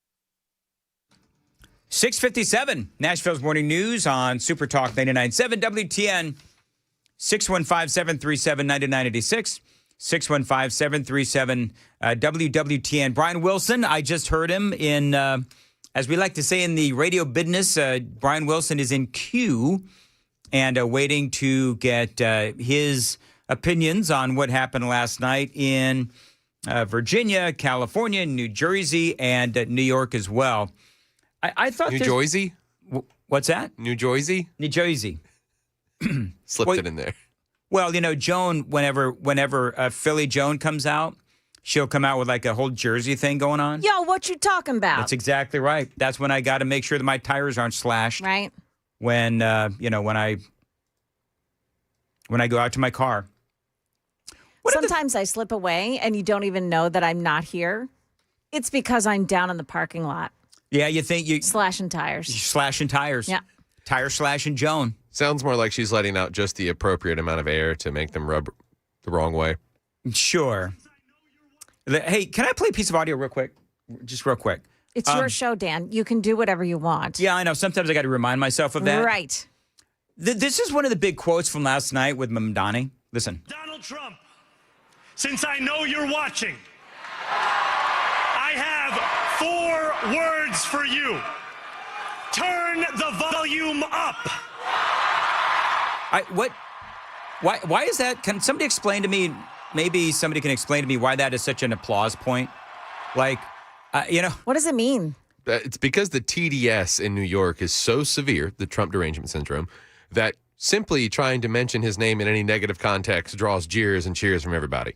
Well, so you know what I started thinking? Like, okay, Mamdani, what the? I can't, for whatever, you know what it is, Joan?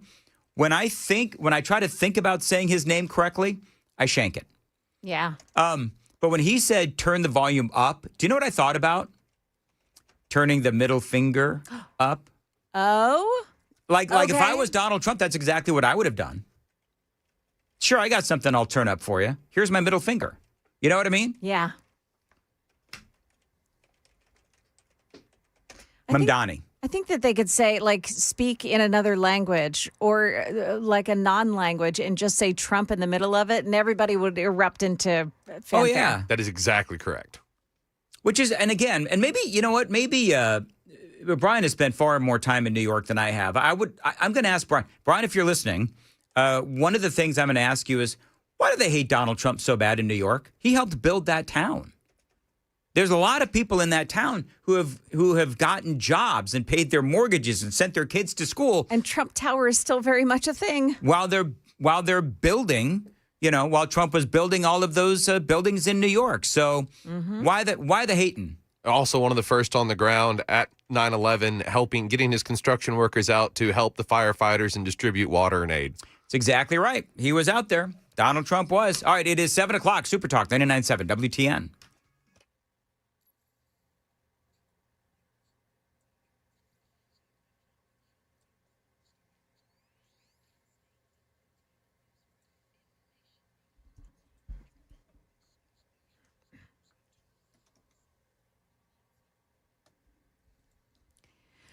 Good morning. Now 7 o'clock. I'm Joan Jones with your top stories. Democrats scoring decisive victories in key races around the country, including a historic win for 34-year-old communist Zohran Mamdani, the next mayor of New York City.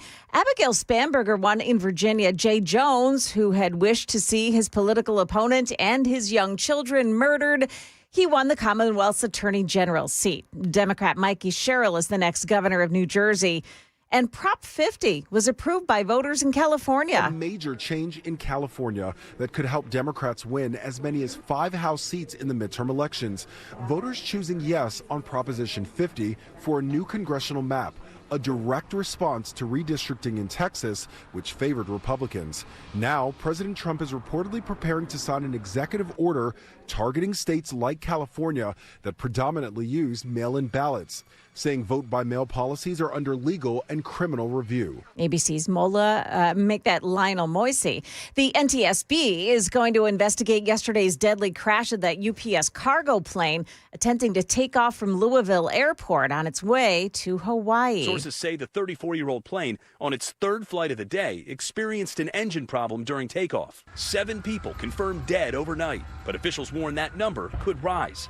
Several others were injured on the ground. The crash badly damaging a fuel storage and auto parts business. A shelter-in-place order was issued for people living within 1 mile of the crash. The plane was taking off from UPS's hub in Louisville, which handles around 300 flights and processes 2 million packages every day.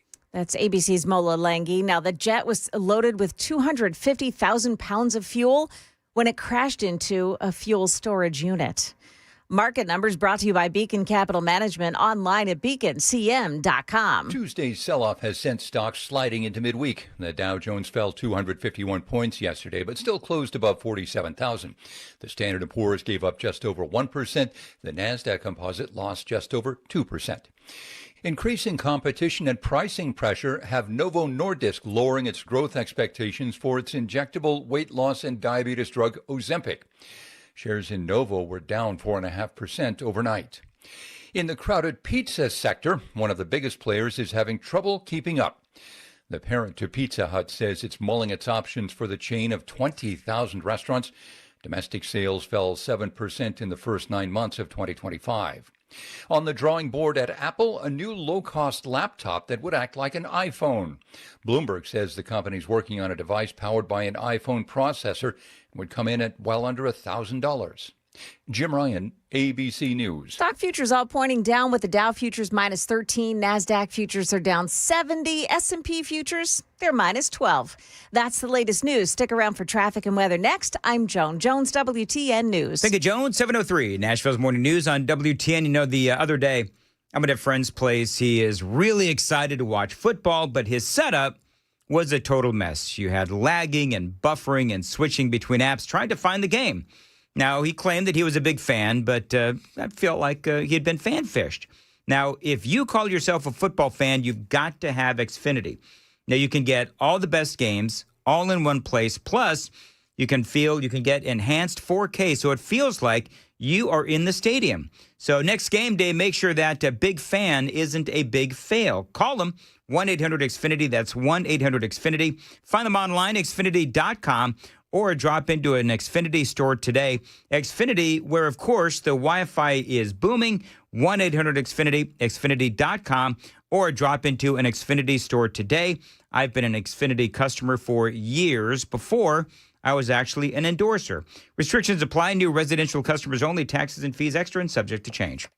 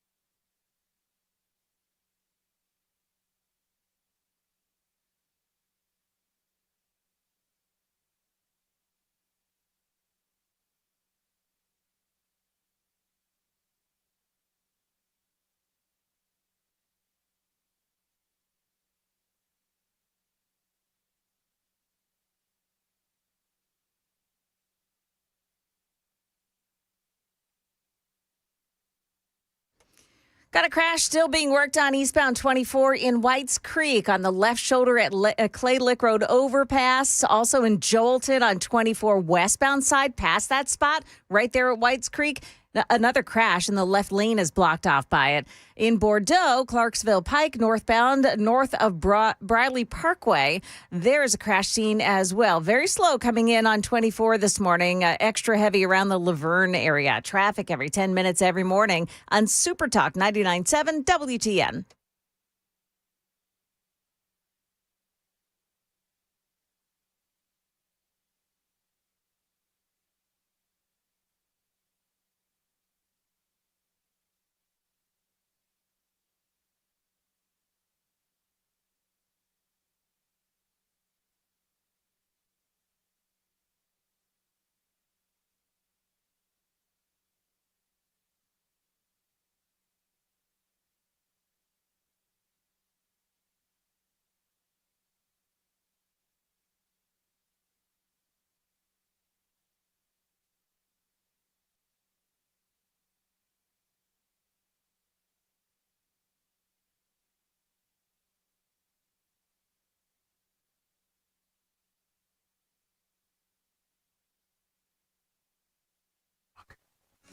7:07, Nashville's Morning News on Super Talk 99.7 WTN. Welcome on in to your Wednesday, November 5th, and hope you are doing well. Brian Wilson, of course, joins us this time every single Wednesday. Brian, how are you this morning? We're doing very well, and beautiful day on tap. I'm looking out my window and just saying, man, beautiful fall day, blue skies, all's right with the world. You know, Brian, when you did mornings all those years, I don't know about you, but I like this time of year because it gets darker earlier, and I don't feel guilty for going to bed so early. Yeah, when you're on that shift, it works out pretty well for you, I think. All right, so let's talk about what happened in Virginia, California, New Jersey, and New York. Well, give them their due. They had a good night, the Dems did.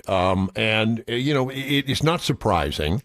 And it's not a bellwether, and it's not a big blue wave. It is absolutely predictable that in an off-year election, not even a midterm election, off year, which generally don't get a lot of attention anyway, who are the people that are likely to go to the polls and cast their ballots?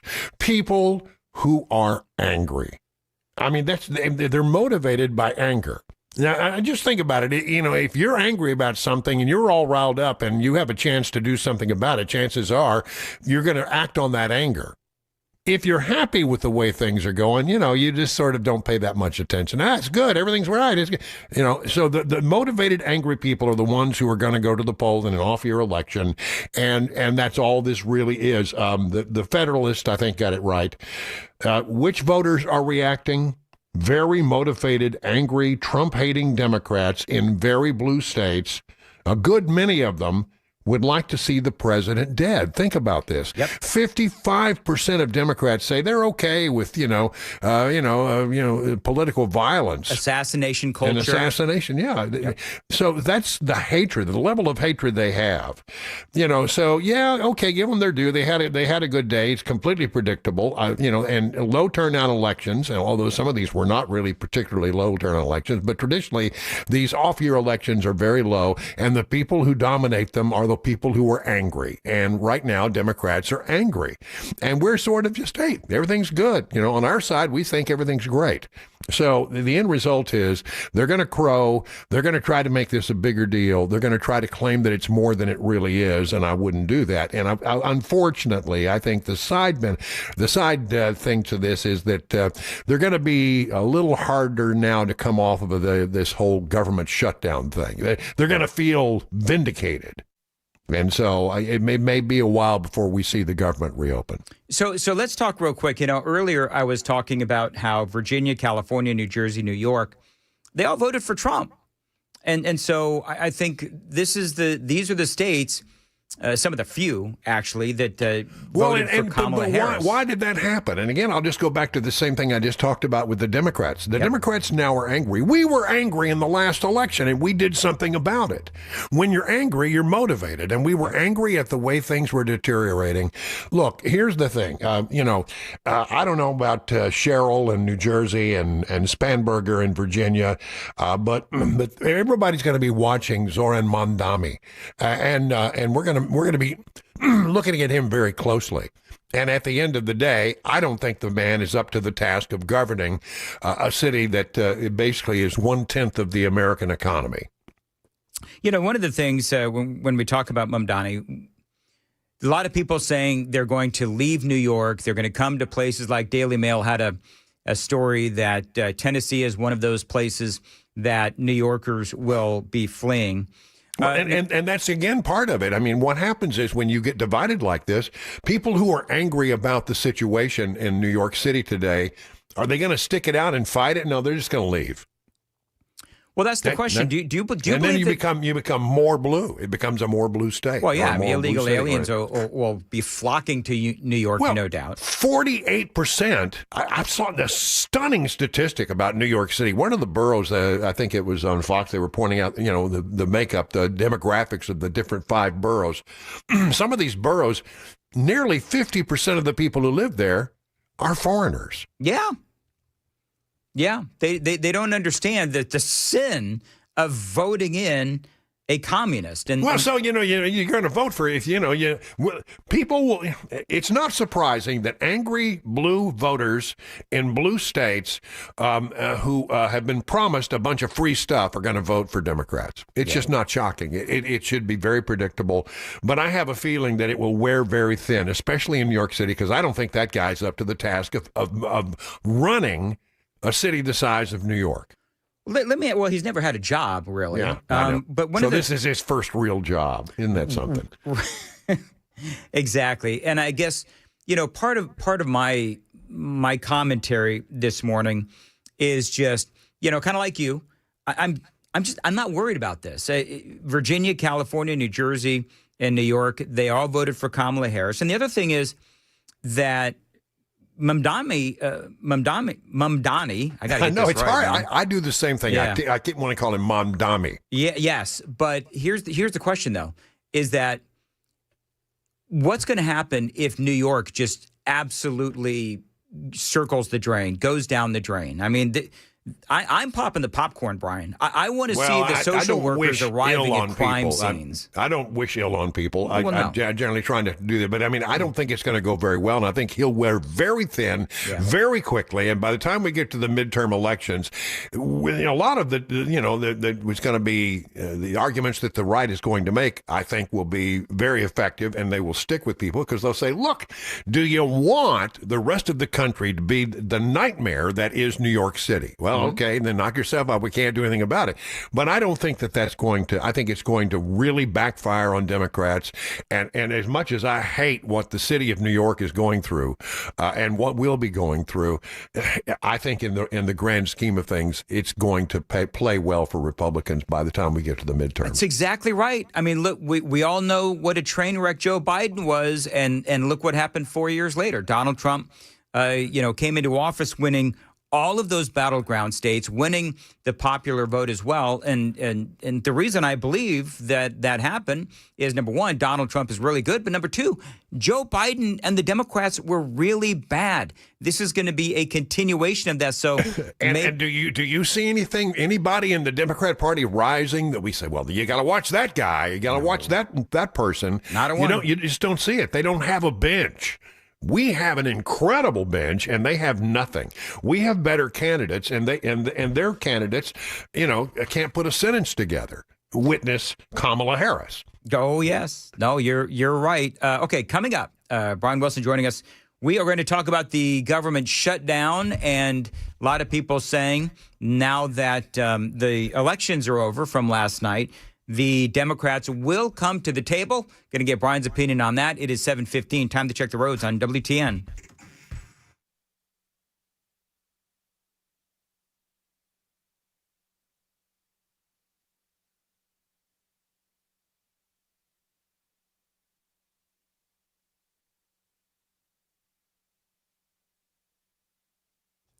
$7:15 as far as your weather goes. Pleasant today and plenty of sun.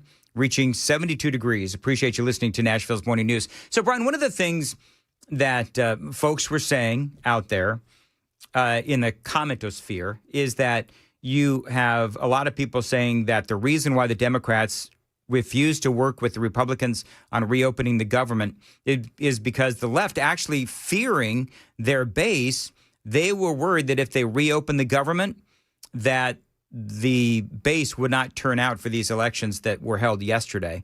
Number one, do you believe that? And number two, okay, so then do you see the government opening up in the next couple of days? I do not. I thought we were close.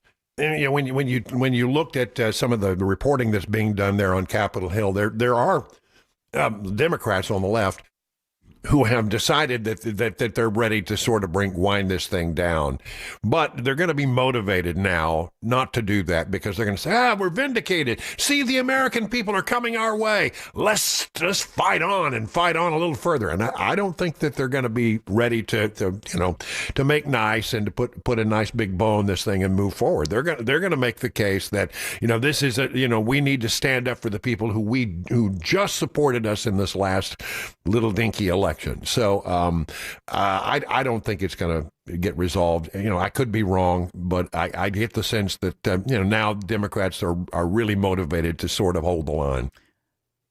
Tariffs, Donald Trump's tariffs going in front of the Supreme Court. You want to know a big story? This is it. I Yeah. mean, this is a big one, and the Supreme Court will hear the case of whether or not Donald Trump can impose these tariffs.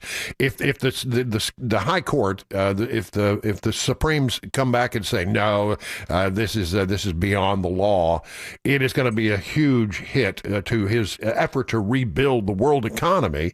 I like what he's been doing with tariffs. It has driven people to the bargaining table, and the Supreme Court stands in a position where they completely could undo that. And I think it's a close call from a legal standpoint. When you look at the law, I don't know. It could go either way. I don't have a strong feeling about where the court is going to go.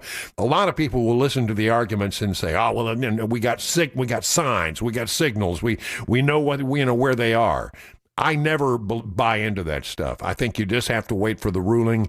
The ruling in a situation like this is likely to be very nuanced and complicated. And so, the first headline that you hear, don't necessarily think that's the real take on it. You give it a little time to percolate, because as you get into the nuance of the law on these things, you sometimes find, well, the devil's in the details, and maybe it's not as bad as they thought, or maybe it's not as good as they thought.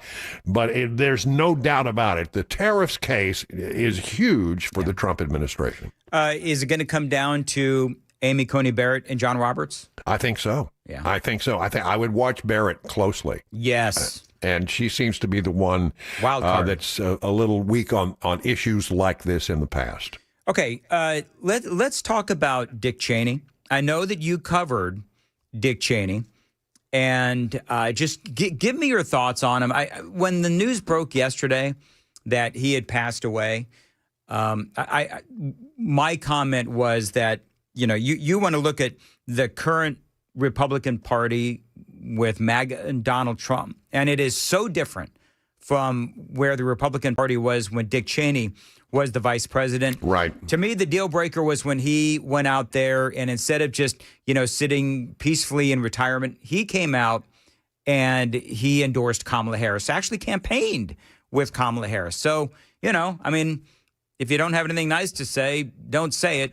I was awfully quiet yesterday. Yeah, the Republican Party has changed since the years when W was the president and Dick Cheney was the vice president, and I was Washington, and I occasionally covered the White House. And, I remember Dick Cheney, the first time I think I met him was when I was covering Capitol Hill up there, and he was the lone congressman from the state of Wyoming. Wyoming only has one congressman, because there's more cows in Wyoming than there are people.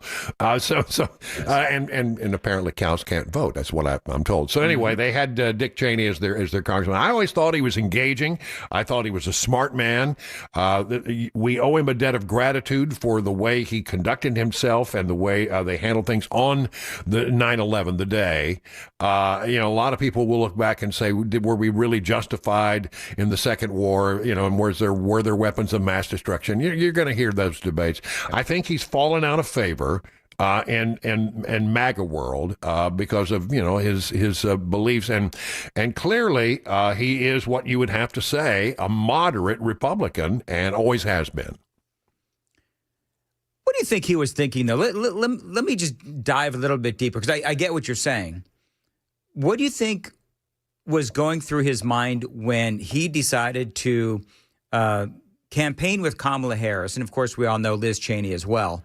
I think that was a big middle finger to the current Republican Party. Well, it absolutely is. I mean, and we're a little bit divided in that regard. I mean, the vast majority of Americans who put Donald Trump in office, it's a combination of hardcore MAGA people and people who were disenfranchised in the middle, who do not like the direction the country is headed.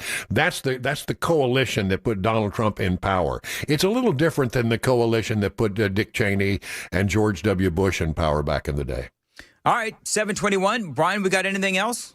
No, except to say thank you again to our sponsor here, the Wellness Institute of Nashville, for making this hit every Wednesday possible. All right, thank you, Brian, and we'll talk again soon. 7:22, Nashville's Morning News on Super Talk 99.7 WTN. Joan Jones has the news coming up at 7:30. Joan. Yeah, Zoran Mamdani has just laid out his financial plans for the city of New York. We'll tell you what they are. Also, If you need to feel a little better after last night's election results, we'll tell you one thing that you could probably do this weekend. Those stories coming up here at 7:30 on Super Talk 99.7 WTN. Let me guess, watch the Titans.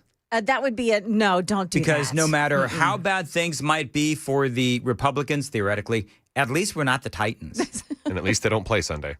Oh, they don't? Oh, they don't play Sunday? There Bye you go. week. So something else for you to do. I'm not going to ruin it here. So don't make Let me guess. Because I do it every year. I don't know if it opens, but the ice at the, what is it called? The World Outreach Church. No, I'm talking about ice at the hotel. Gaylord. Gaylord. Yes. Ice at the Gaylord. Okay. Yeah, I do that every year. I love it. That's a lot of fun. Every year. This isn't what and also the ice rink is opening. I'm not sure what day at World Outreach Church. Okay. There's things to do, but this is really something special. All right, very good. Then we'll wait for Jones' newscast. Right, it is 7. Jones like, shut up, Mandis. It is 7:22 on Nashville's Morning News on Super Talk 99.7 WTN. Yes, the Wellness Institute of Nashville. Right now, they've got the Big Daddy Trump special, $12 for a comprehensive exam, x-rays if you need them, well-explained diagnosis, and that first treatment, all for just $12. And all you have to do is call my friends at the Wellness Institute of Nashville and throw down my name, 615-246-5009. Tell Dr. Mitch I said, hey, 615-246-5009. They helped me with my chronic back and neck pain. If you've got that or sciatica, slipped or bulging spinal discs, herniated discs, spinal stenosis, numbness or weakness in the arms and legs, fingers or toes, they can help you. Now, their state-of-the-art non-surgical spinal decompression can help you. No surgery, no spinal injections, and no painkillers. Call them, 615-246-5009, 615-246-5009, painisbad.com.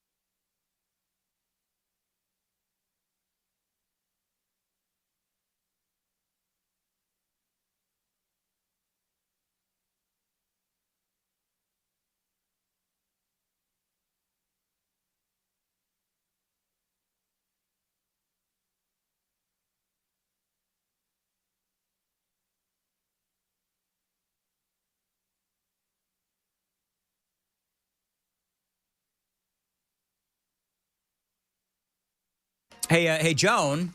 Yeah. Do you want to hear some? You want to have some fun with audio? Oh, absolutely. So real quick, because I don't have a lot of time. I was told I've got to be on time. So y'all know David Hogg, right? Oh, yeah. And he was on I guess they're using him now on CNN as a commentator because they're not radical enough.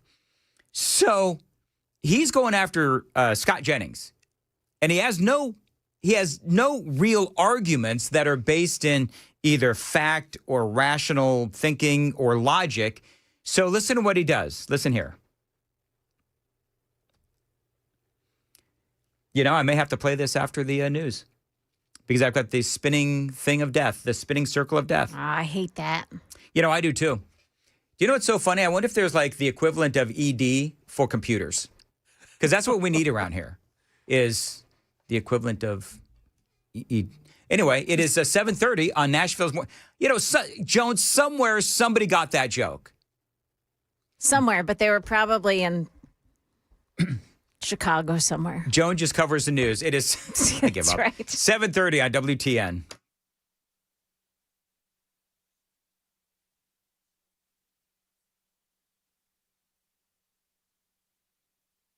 Good morning. It is now 7:30, and I'm Joan Jones with your top stories. Republicans taking a bath last night, getting washed out by Democrats in Virginia, New York City, and New Jersey. Former Navy pilot Mikey Sherrill beating out Republican businessman Jack Ciattarelli to become the state's first Democratic female governor. And in her speech, Sherrill vowed to fight back against the Trump administration.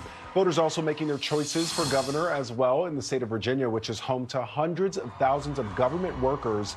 Democrat Abigail Spanberger becoming the first female governor of Virginia, beating Republican Winsome Earl Sears. Now, Spanberger was laser focused on the impact of the shutdown during her speech. ABC's Lionel Moisey reporting there. New York City voters, only 24 years removed from 9/11, have handed the keys to the city to Zoran Mamdani. Now Mamdani has plans to pay for his free buses, free childcare, and rent freeze plans. You have to raise taxes on the top 1% of New Yorkers who make more than $1 million a year. And you do that by raising taxes by them 2%. And then you also increase the corporate tax of New York State to match that of New Jersey. So that takes us from about 7.25 to about 11.5%, which is what we see in New Jersey. The New York Post headline this morning reads, "On your marks, get set, Zoe." Well, if you feel the need to smile after all of that last night, try Dollywood. Smoky Mountains Christmas is underway now with 6 million Christmas lights, rides, shows, fireworks on Friday and Saturday nights. The display is going on now through January 4th. That is the latest news, traffic, and weather next. I'm Joan Jones, WTN News. Do you know how people do like, hooray for Hollywood? Do you know that I've actually, because I love Dollywood so much, you can actually hear me singing hooray for Dollywood when I walk down the streets of Dollywood. Do you do that, Dan? I do. Okay. Well, you're making fun. I'm not making fun. I'm just thinking about the poor people around you. Listen, they're all singing the same thing. Because Dollywood, you know, I've been to every Disney. I've been to amusement parks across literally the United States. Mm-hmm. Every region, you know, middle part of the country, you know, East Coast, West Coast. Dollywood is by far the best. It really is. Than any amusement park that I've ever been to. I agree. Yeah, I love Dollywood. Totally. So yep. Anyway, have you been to Dollywood? Oh yeah, like a couple times. Very good. Yeah, we had season tickets or whatever it was a couple of summers ago. We love it. Anyway, all right. Thank you, Joan. 7:32. Nashville's Morning News on Super Talk 99.7 WTN. Dan Mandis here for the Wellness Institute of Nashville. Now, don't forget, right now, they've got the Big Daddy Trump special, $12 for a comprehensive exam. X-rays if you need them, a well-explained diagnosis, and that first treatment, all for just $12. So if you, like I did, suffer from back and neck pain, call my friends at the Wellness Institute of Nashville and ask them about that $12 special, 615-246-5009, 615-246-5009. Painisbad.com is the website.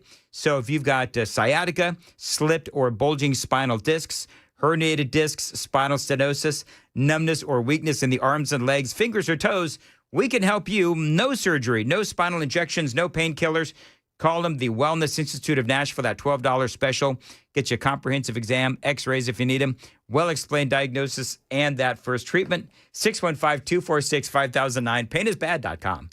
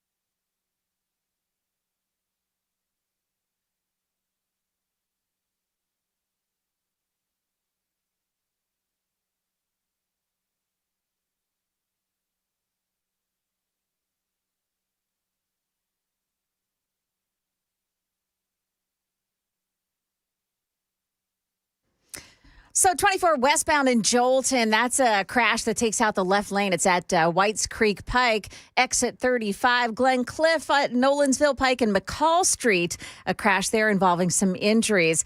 Watch it on Old Hickory Boulevard. At Hillsborough Pike, there's an accident. And in Hillsborough, you do have a crash at West End Avenue and I-440. Oh, just one more just in.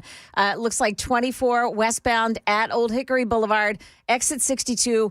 Right in Laverne, there's an accident this morning, and there's a huge backup around that. Traffic every 10 minutes every morning on Super Talk 99.7 WTN.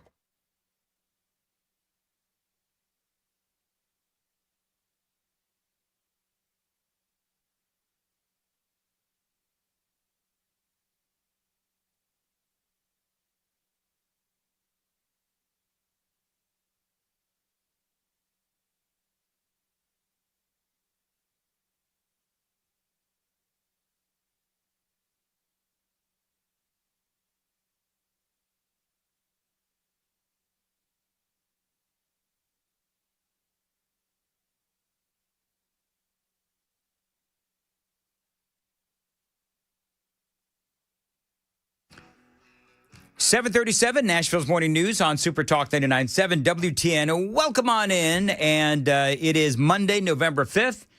Want to welcome on into the program Matt Van Epps. He is, of course, running now in the general election to be the congressperson for the 7th Congressional District. Matt, always great to have you on. I want to play this, and I've got video for this as well, folks. Real quick, I want to play, this is your latest ad on why you should be the next congressperson. Listen.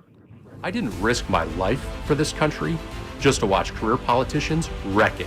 Matt Van Epps, 9 combat tours, true American hero. Now, I'm on a new mission to bring down prices, create good paying jobs, and lower healthcare costs for working families. I'm Matt Van Epps, and I approve this message to fight for America, because that's what I've done my whole life. Matt Van Epps for Congress. Sounds like a winning slogan, unless you're running for the mayor of New York. I like that message, Matt. How are you? Hey, Dan. Good morning, sir. Great to be with you. Honored to be on this morning. Doing great, and thank you for playing that. That's what we're fighting for, and I don't think this fight can be more clear now after last night. But the good thing is the values, the things that were voted for last night, are not Tennessee values. We have got to hold the line. I need your listener support. We need to get everybody out there. And the good thing is that we're united. All of my former opponents, now teammates from the primary, we're all united and on one team, and we're going to drive forward to December 2nd.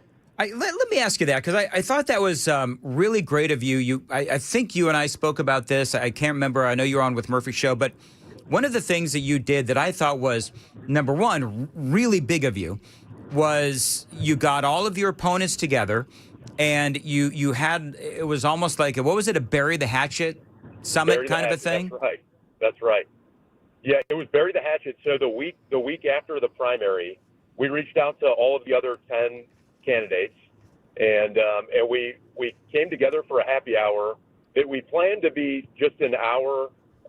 It was just the candidates and their campaign managers, and our team bought a hatchet that was more like an axe, and all of the candidates signed it. And we thought it was going to be an hour. We were together for 3 hours.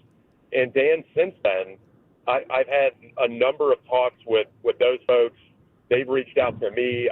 We've talked about how we can work together to ensure the Tennessee 7th Congressional District is as strong as possible, and I'm so thankful for them. Where can I ask, where is that hatchet or that axe? Well, I have it.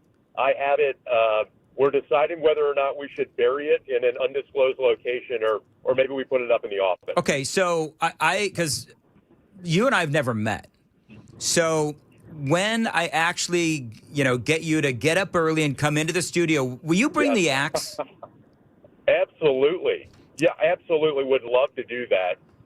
Dan, the next time that we talk and I'm on, I'll be there, and I'll have that the bury the hatchet with me. For sure. I think that would be awesome. It's interesting because I covered this the primary and all that kind of stuff, and there were times when it did get a little hinky, and there was some arguing back and forth. Did you find it difficult to be able to form now sort of a coalition of all your former opponents, and now everybody's on the same page? Did you find it challenging to get people to where you are, which is a unified Republican Party in Tennessee? Dan, honestly, I think it was pretty straightforward because this mission is so important, and it's not about me. It's about all of us. And that's the message we tried to strike in the primary, that this is, as we built a coalition across the Republican Party, as we had over 40 local endorsements, and it ended the primary week with the governor's endorsement, and then obviously President Donald J. Trump, which was amazing. But that coalition that we built, it's a coalition that has to go forward because we are literally fighting to hold the line for America. And I'm so thankful for those folks that are with us now. And we took 52% of the vote in the primary. Well, there's still 48% of folks out there who were with one of my now teammates. And we need all of them now. This could not be more clear as we saw last night. And my opponent in this is as far left as you can get, protesting ICE and the Highway Patrol. And we can talk more about that. Well, one of the things that you talk about Afton Bain, and of course, I played the audio quite a bit of Afton, and when she posted on her social media that she was got the girl squad out, and we're following, and we're literally the words bullying ICE, and you used that in one of your ads, and I said that it's crazy to think, as crazy as that is, that you used that in that ad, appropriately so. It's crazy to think that she could also use that same audio in an ad promoting her campaign. That's how insane the left in this city and in this state are. Absolutely. And And listen, we're pro-growth, anti-tax, fighting to bring down the cost of living, making the American dream affordable again. And part of that is about the safety and security of our families and our communities. I never want it to be where you're with your family and you're walking down the street, you have to feel unsafe. And ICE is doing a mission, a critical mission, and the Highway Patrol, listen, the Tennessee Highway Patrol is outstanding. I have friends who are both currently serving there, who are former Highway Patrol members, and they risk their lives every single day to protect us, our families, our community, our businesses. And I'm so grateful for what they do, and we will always stand in support of law enforcement, military, or veterans.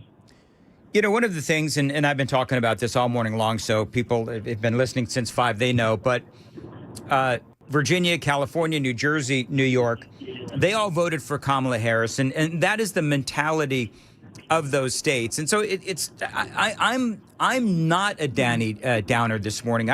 I'm actually looking forward to seeing what happens in New York with Mamdani as the mayor. So, to me, I think this is a great opportunity for America to see the consequences, the perils of Democrat rule, because I can guarantee you, and even Democrats, as you know, Matt Van Epps, are saying that this is going to be a disaster for the city of New York. So as far as I'm concerned, I'm sort of, popping the popcorn, and I'm just going to watch and see what happens. I've got a lot more with Matt Van Epps coming up next. 7:45, time to check the roads on WTN.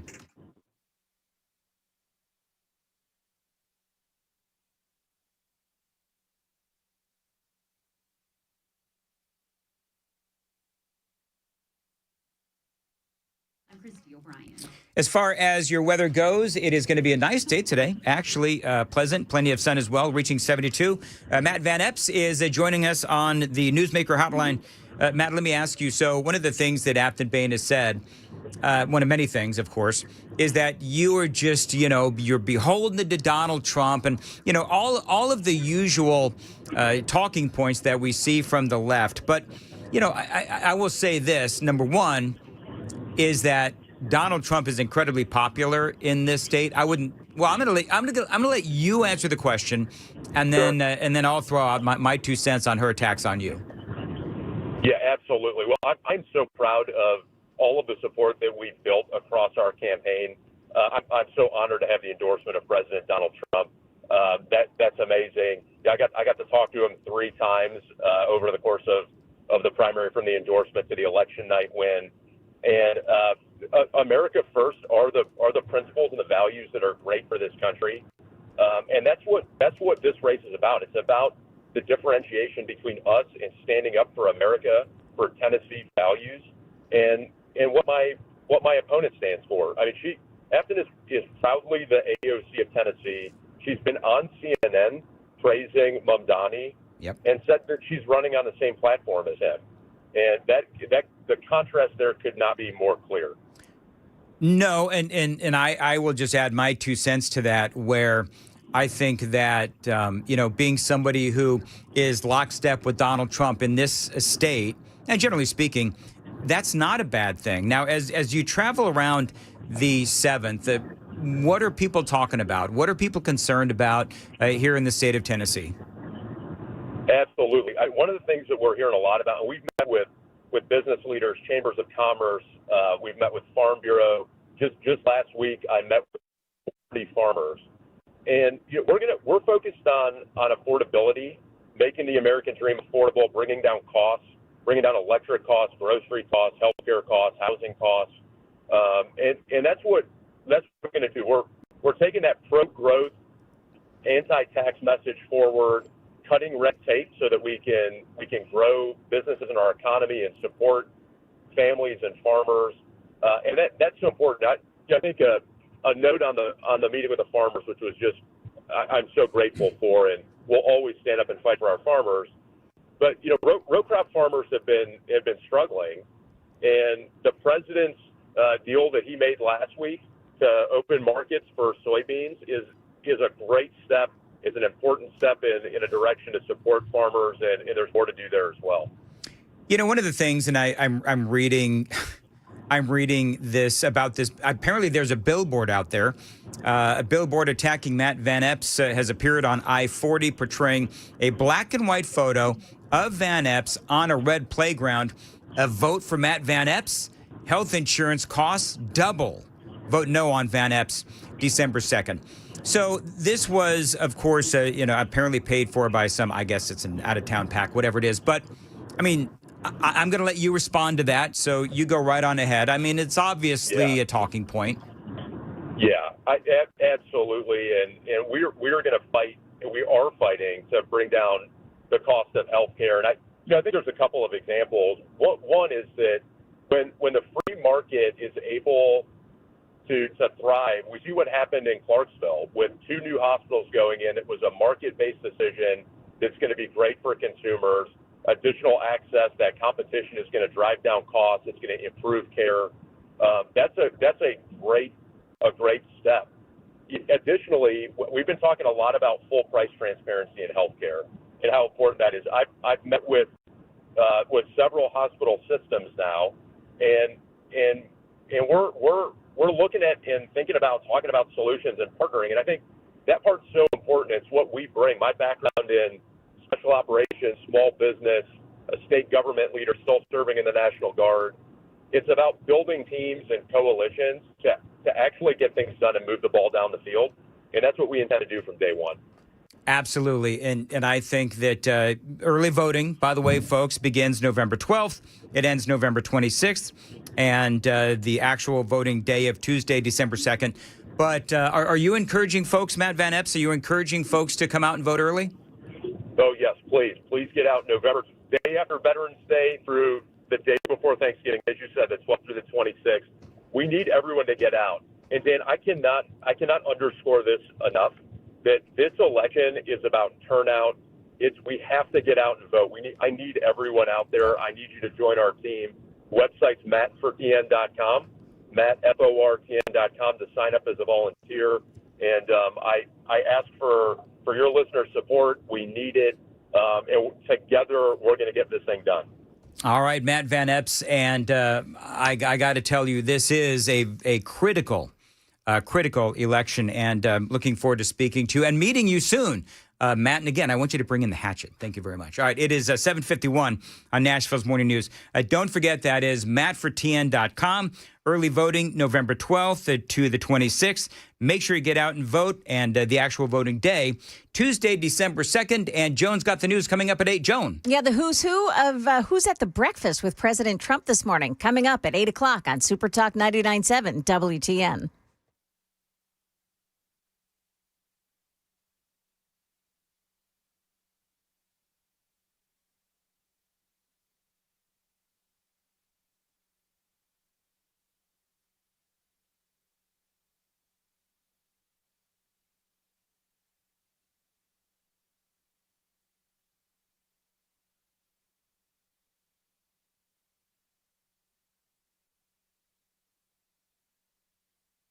Hey dads, want an epic night with your kids? Head to Nissan Stadium for the Nashville All-Pro Dad Experience. On November 7th from 6 to 8:30 p.m., you'll make memories with your family as you run on the field and enjoy bonding activities. Expect fun, laughs, and fatherhood tips from Tennessee Titans long snapper Morgan Cox to help you be a better dad. All for less than a trip through the drive-thru. Just $35 gets you an unforgettable time with your kids. Register today at allprodad.com/events. The Nashville All-Pro Dad Experience is brought to you by Amazon, Arby's Foundation, Coca-Cola Consolidated, Colgate Bright Smiles Bright Futures, and Pinnacle Financial Partners.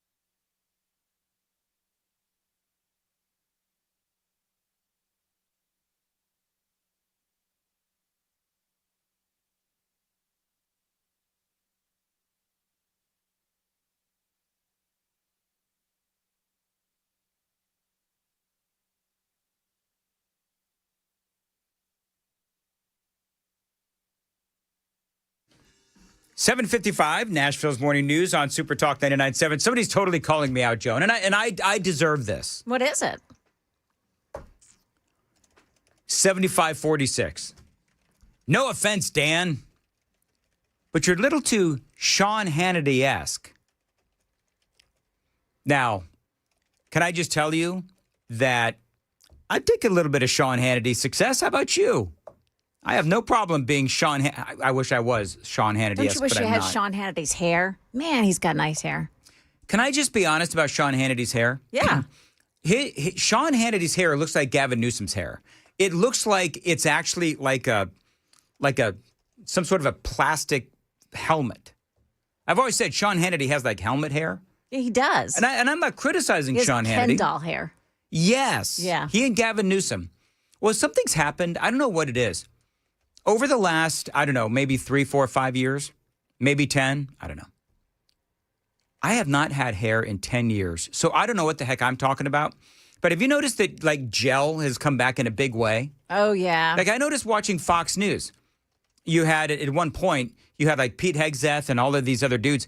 And they've got like this, it looks like if you put your hand in Pete Hegseth's hair or Sean Hannity's hair, you'd have to like pull it out because of all the gel in there. But anyway, whatever. I don't care. What was I talking about again? So the guy says, 75-46, says, you're a little too Sean Hannity-esque. You try to lead your guests' responses a little bit more than you need to. You're still one of my favorites, though. So here's the deal. Does it count 75-46 that at the very least I caught myself trying to lead Van Epps? It is so, sometimes it's hard because I want to spout my opinion on whatever the thing might be, whatever the question might be. But it's like, because I was asking him about that billboard, vote for Matt Van Epps, your insurance costs are going to double, right? That is complete and utter BS. I mean, it clearly is. And so when you see these billboards and you see just like a vapid talking point with absolutely no context whatsoever, I would hope anyway that people would understand that there's a whole response to that accusation. And they can, I would hope that people would do their own research and realize, no, actually, with healthcare costs, what the Democrats want to do is continue to subsidize Obamacare. Obamacare clearly is not working. It is really expensive. The subsidies that the Republicans are trying to cut, they're supposed to be eliminated now. And they keep getting, these are the COVID cuts. Somebody asked me the other day, so what subsidies are the Republicans trying to cut? These are not the original Obamacare subsidies. These are the ones that were implemented during COVID. They weren't meant to be. Even Bill Maher, I played that audio yesterday, Joan, where Bill Maher was like, the Democrats are trying to do a bait and switch.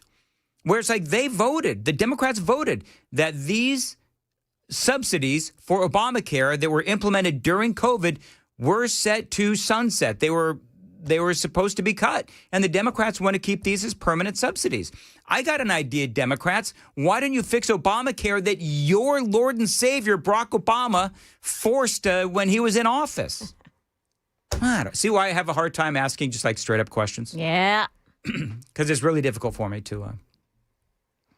I didn't mean to lead the witness, though. And that was not my intention. But I like Matt Van Epps. Do you think people are going to come out and do early voting, Joan? November 12th through the 16th. I hope that they do. Republicans just have a thing about wanting to have that experience of, the ballot in your hand, watch it go into the machine. We just have that thing. Yeah, but we did pretty good. Didn't we do pretty good last time? We did. With the early voting? Yes. Yeah, I would encourage people to early vote. Yeah, President Trump got into office that way. So it's a good idea. I think it would be great. Thank you, Joan, for backing up the host. Oh, my pleasure. Why are you sucking up so bad today, Joan? I don't know what you're doing over there. Like, have you been? Christmas is coming. I want the big Christmas gift. Oh boy, you're barking up the wrong tree here. All right, it is 8 o'clock on Super Talk 99.7 WTN.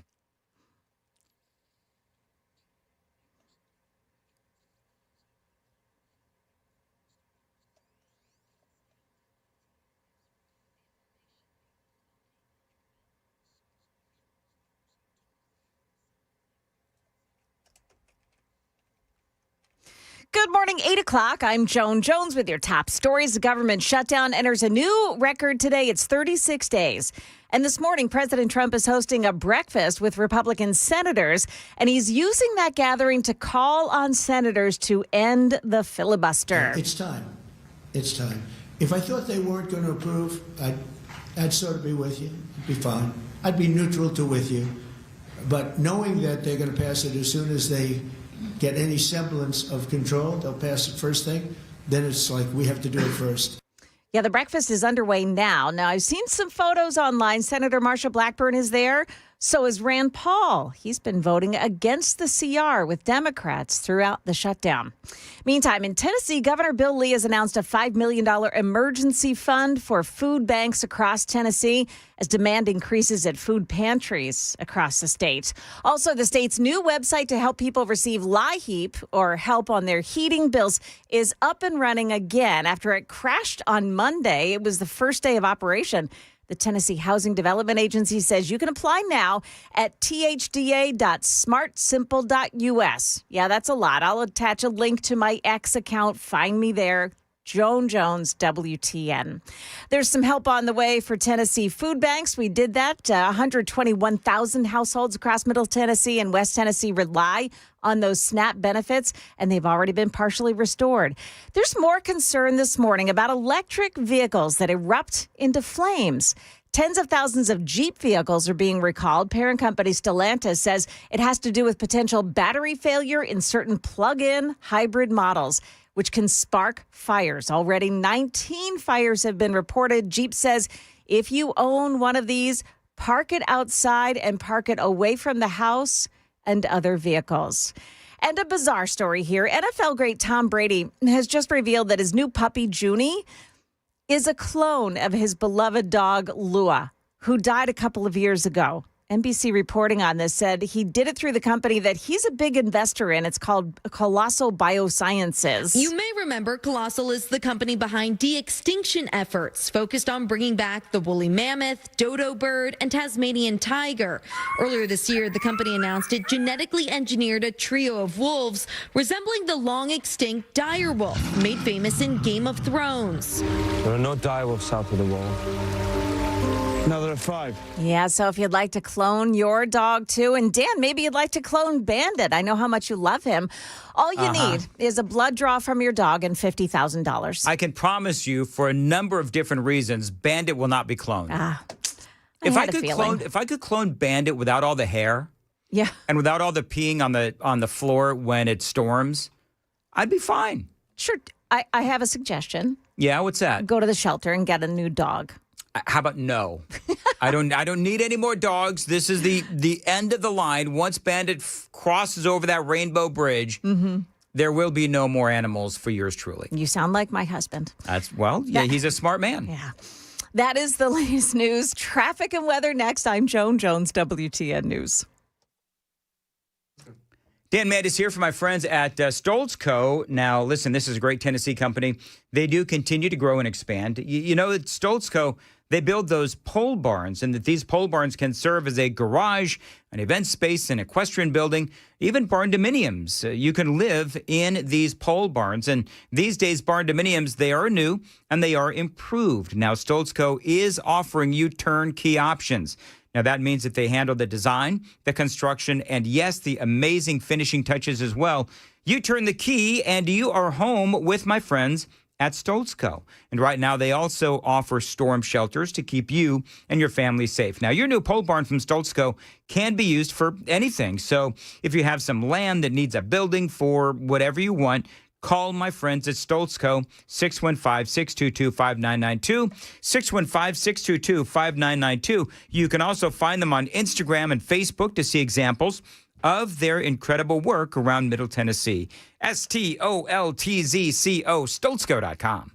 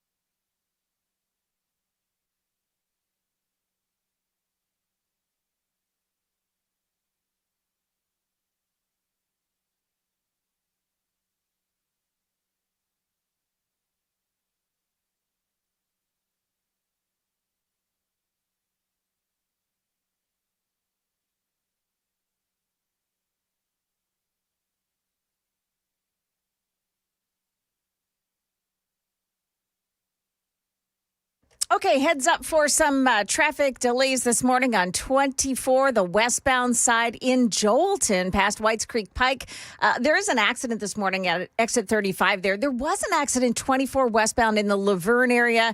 It looks like that has fallen off the screen, but it is really slow in that area this morning. It may still be there. 65 north at I-840 in Franklin. There is police activity. They're not saying what this is. Watch it this morning in Glencliff on Nolensville Pike at McCall Street, and also in Hillsborough, West End Avenue at I-440. There is a crash scene there as well. Traffic every 10 minutes every morning on Super Talk 99.7 WTN.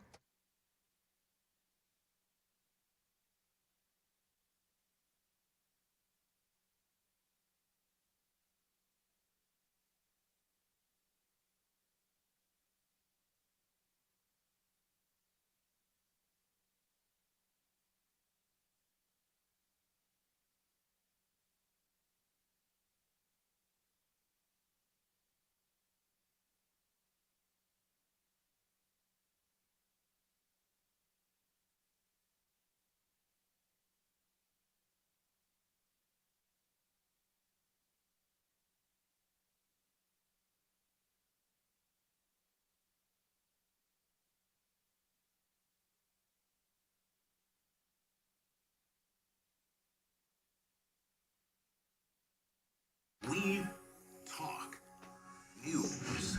808 Nashville's Morning News on Super Talk 99.7 WTN. By the way, Joan, you've been reporting on that plane crash in Louisville. Mm-hmm. We got what? They're now saying 9 people confirmed dead. CNN is reporting, I don't know what you've got, but 16 people are reportedly missing from their families. It's that was the saddest stinking thing. Oh, that was just a huge ball of fire when that plane. Well, it was headed to Hawaii from Louisville, so it was filled with jet fuel, and it crashed into a fuel storage tank. Yeah. So we're talking about the most incredible explosion ever. 280,000 gallons of jet fuel. 280,000 pounds of jet fuel. Pounds. Yeah. Yeah. Just amazing. I can't even imagine. So it's kind of like the explosion that we had here at AES, where it was an explosion, and they just don't know what they have on the ground yet. Yeah. They're still going through the pieces. 41,176 gallons. Yeah. That is crazy. I mean, and obviously very sad. My daughter just flown in back to Louisville. Around that same time, yeah. I mean, she sent me the text of the photos and such, and it's obviously very tragic, very horrifying as well. And it's one of those things where, just like a lot of other tragedies that we see, it all plays out on social media. Yeah. And so prayers for all of those folks that were impacted and affected. That plane, by the way, had been out of service for several months before this for some maintenance. So I should have asked, do we know what happened? They do not know yet. So there was a pilot on the tarmac on another plane that recorded, and you can see the left engine catches fire during takeoff. And then they struggle to get up to altitude and ultimately lose power. I think I saw that. I think the pilot was like, oh, they're going to crash. And obviously they did.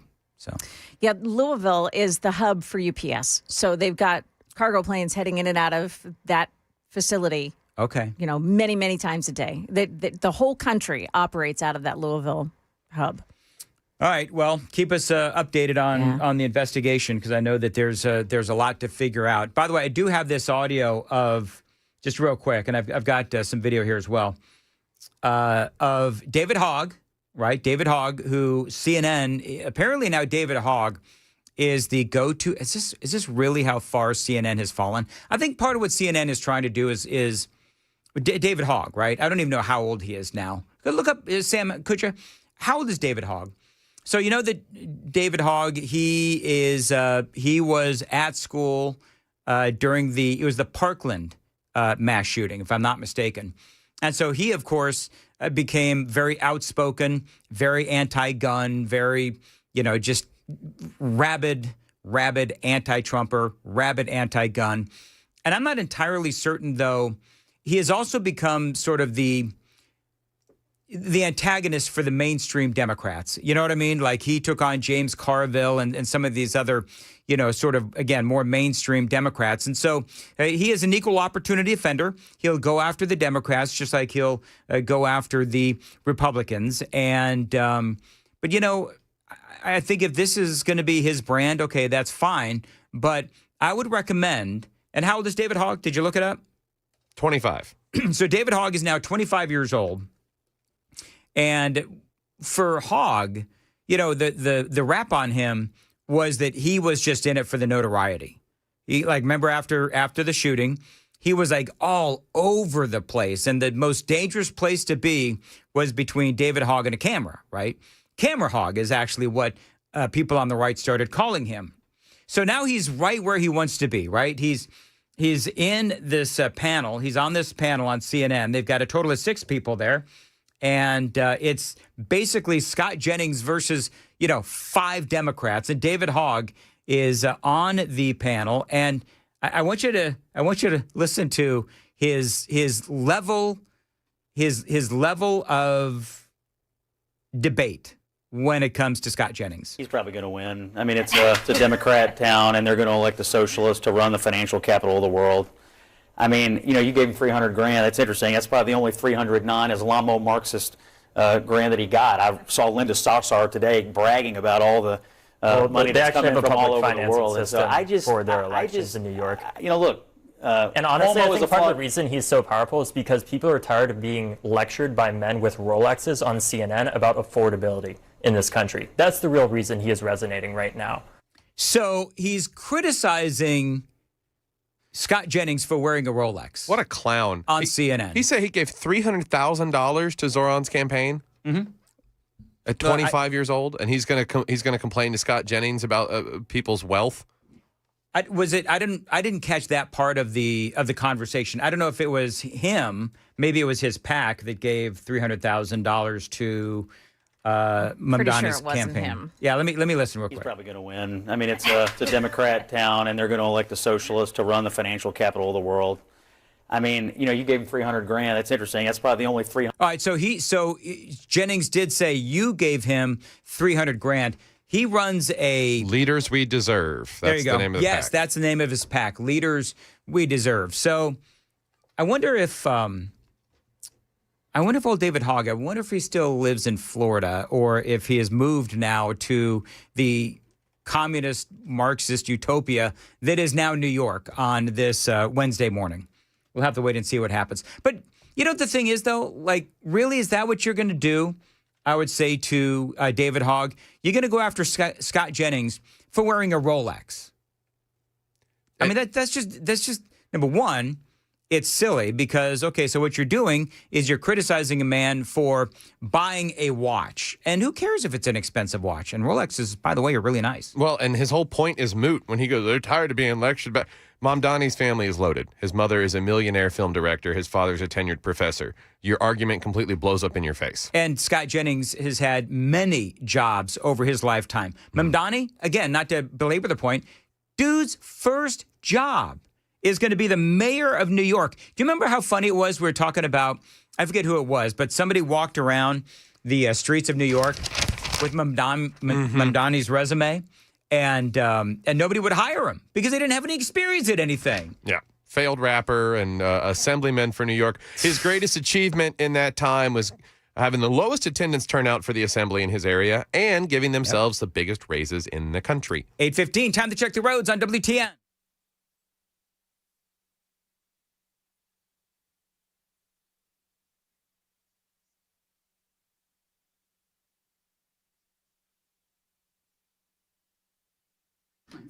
Northbound at 840. Watch for delays due to police activity. I'm Christy O'Brien. So apparently, Joan, David Hogg lives, how appropriate now, in Washington, D.C. and went to Georgetown. He went to Georgetown? He went to Georgetown. So he. You cannot be a pauper and go to Georgetown. No, you're not exactly. I'm just going to say it. I mean, maybe I'm being a little too judgy, but you can't exactly be a man of the people and criticize Scott Jennings for wearing a Rolex if you went to Georgetown. Yeah. And here's the deal.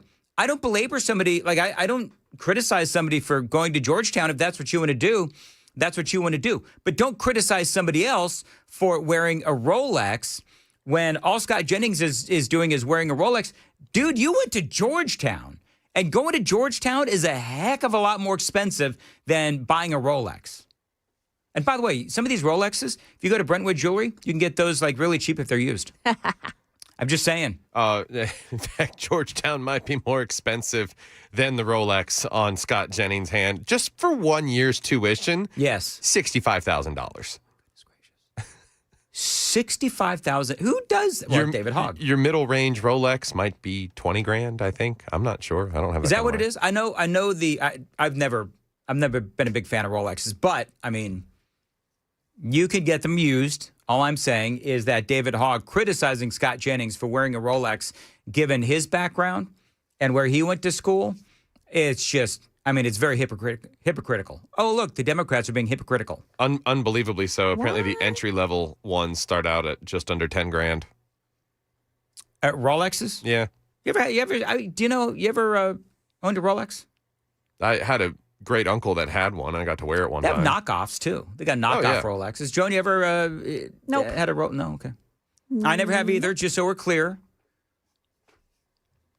Little too rich for my blood. But I don't disparage other people for wearing them. Right. He probably doesn't say that to the rappers who've got the diamond encrusted Rolexes that are worth $300,000 alone, and then the $400,000 chain. I'd be willing to bet you that you know what? I'd be willing to bet that Mamdani actually has a Rolex, because as a former rapper, they're all about the bling. Oh yeah. You know what I mean? Wow. So I bet you the drip. Yeah. The what? The drip. Is that what they call it? The drip? Yeah, the drip. The drip. It's a whole outfit put together, essentially. But yeah. Oh, is it really? Yeah. All right. They call the jewelry the ice, and the ice goes with the drip. Are you kidding me? Is that what they say? That's what the kids say. Oh, my goodness gracious. That's what the kids say, Dan. Is that what the kids say? Yep. Hey, by the way, I have not yet received my update from Sports Center. But so I don't know what happened in Murfreesboro at that big Little League game that right. Chris's son win that game. Did they win that game? Don't know. Brooks? Haven't seen. Yeah. I didn't hear. I get the feeling we'll get an update when he comes in. Do you think? Yeah, I do. Okay, very good. We'll have to see what happens. It is 8:20. I did send him a motivational text, though. Chris Hand. I sent him a motivational text. Mm-hmm. And he basically gave me a cursory response. I think he was in game face mode. Oh, I see. Yeah, exactly he might have been. Right. Okay, so it's been a minute since I actually played the audio from Mamdani's speech last night.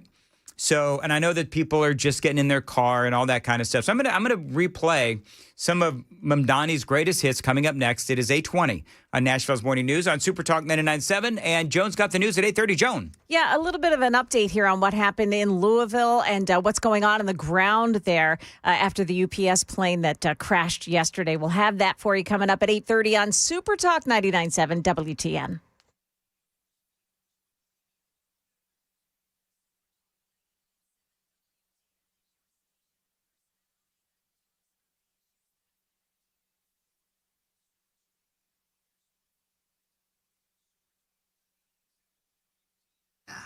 $821 and Zentex. Dan Mandis here. This is a great way to increase the value of your home. One phone call can make it all happen. What about a bathroom upgrade from my friends at Zentex? Again, what do people always say when they say you want to increase the value of your home? What do you upgrade? You upgrade kitchens and you upgrade bathrooms. Zentex can help you out with the bathroom. This is a great company that has a great deal just for listeners to my show. What about converting your bathtub into a walk-in shower? Now, they can help you do that. And for, again, listeners to my show, you can get $999 off of that upgrade or 0% interest for 2 years, whatever works best for you. Now, Zentex has won awards for ethics from the Better Business Bureau. And last year, they were voted one of the best places to work in the construction industry. And happy employees mean great customer service. Now, remember that great deal from Zintex? You can get $999 off or 0% interest for 2 years. Again, whatever works best for you. They're trying to make it work. And you mentioned WTN, by the way. You get a free Kohler toilet with your purchase. That's right, a free Kohler toilet with your purchase. Find them online at Zintex, Zintex.com. That's Zintex.com.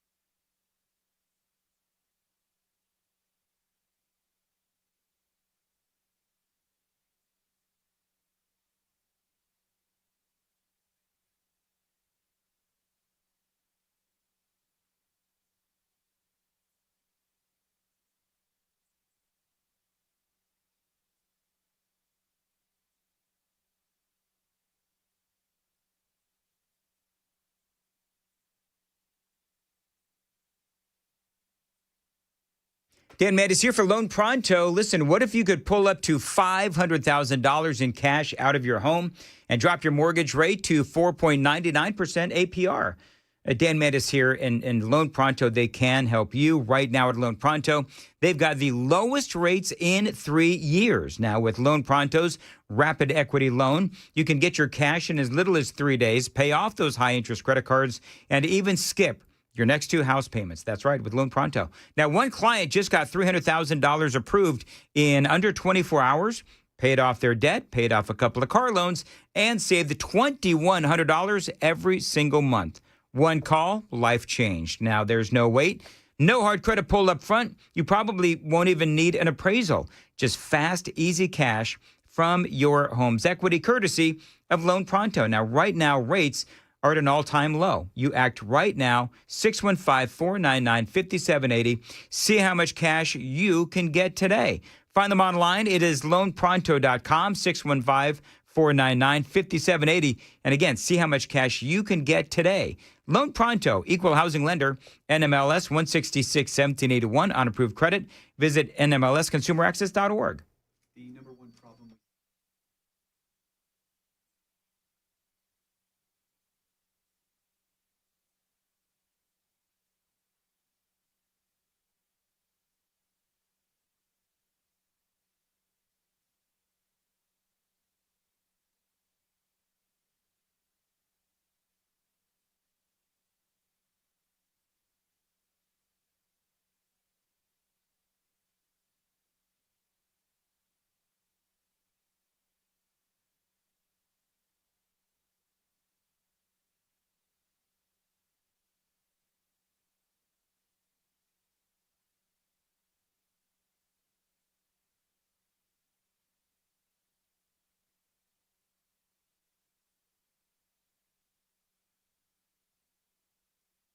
When I say this.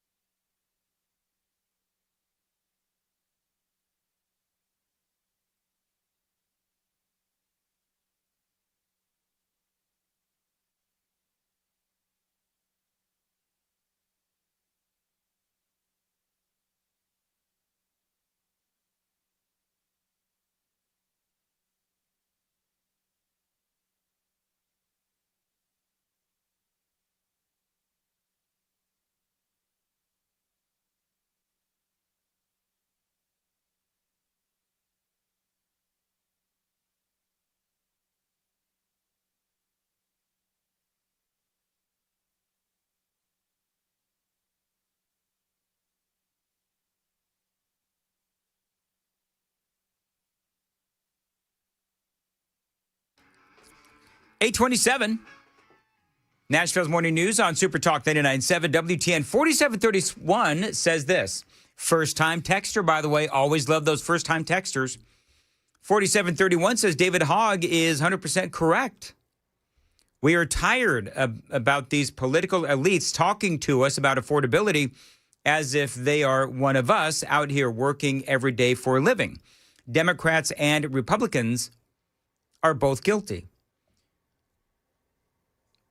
So one of the things that I would say to that is, okay, well, the question is, number one, I don't believe that if you have people that are commenting on CNN or Fox News or whatever, I don't besmirch anyone from enjoying the fruits of their success.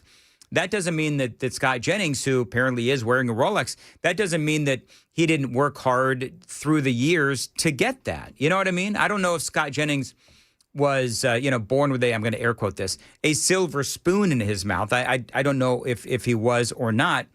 But what I would say is that everybody has a journey. And just because a guy can afford a Rolex right now doesn't mean that he could afford a Rolex 30 years ago, 40 years ago. And so I don't know. Am I wrong on this? I don't judge or discount what somebody says by the watch that they're wearing or the clothes that they're wearing. I just don't think that I don't think that you can correlate the two. And maybe I'm wrong on this, and maybe I could be wrong, but I'm just telling you that I think that a guy like Scott Jennings, and I don't dismiss David Hogg either. I call out the hypocrisy where he and people are pointing out, as he went to Georgetown, people are pointing out that other people more than likely paid for his college tuition. I have no idea if that's true.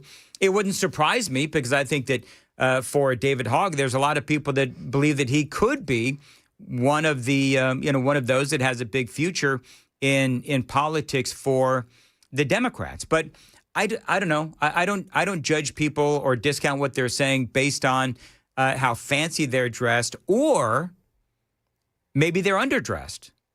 You know what I'm saying? Like Joan, Sam, am I off base on this? Maybe I could be. No, but I would say to that texter, it might be even more privileged to someone willing to foot the bill for your education as opposed to earning it yourself and being able to pay it on your own way. Yeah, I don't criticize people for how much money they do have, and I don't hold it against people for how much money they don't have. I look at ideas, I look at opinions, I look at who's right and who's wrong.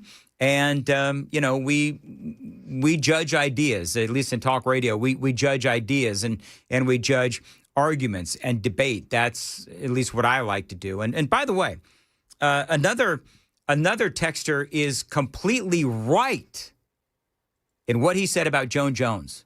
Uh-oh. Yeah. Uh-oh. Joan. What? Guy's got something to say about you, and it is coming up next on Super Talk 99.7 WTN.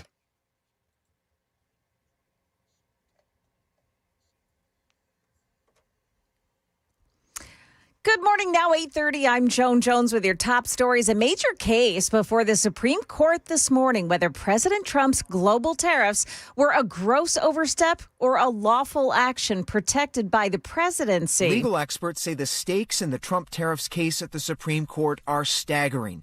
If the tariffs are invalidated, the government could owe tens of billions of dollars in refunds to businesses, and the president could lose a key bargaining chip in foreign negotiations.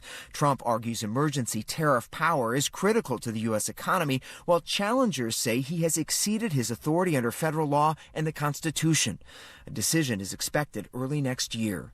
Devin Dwyer, ABC News, the Supreme Court. The death toll now standing at 9 in the fiery crash of an MD-11 cargo plane operated by UPS at the Louisville airport. Louisville Mayor Craig Greenberg asking residents there to lend a hand as the NTSB investigates. We ask that nobody touch any debris if there is debris from this crash on your property, but you register that online just as we do after other large incidents so that we can track that and come out. Now, at least one runway at that airport has been reopened, but there's a huge backlog of flights. One possible clue to the cause of the crash, a plane engine that's lying on the ground at the crash scene.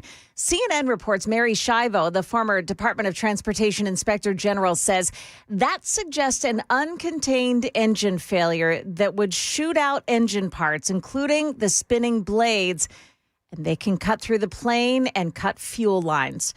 We'll get an update on all of this at 10:30 this morning from Governor Andy Beshear. Market numbers brought to you by Beacon Capital Management online at beaconcm.com. A report this morning says private payrolls rose more than expected last month. Dow Jones Industrial starting off here 32 points higher, but the NASDAQ down 18.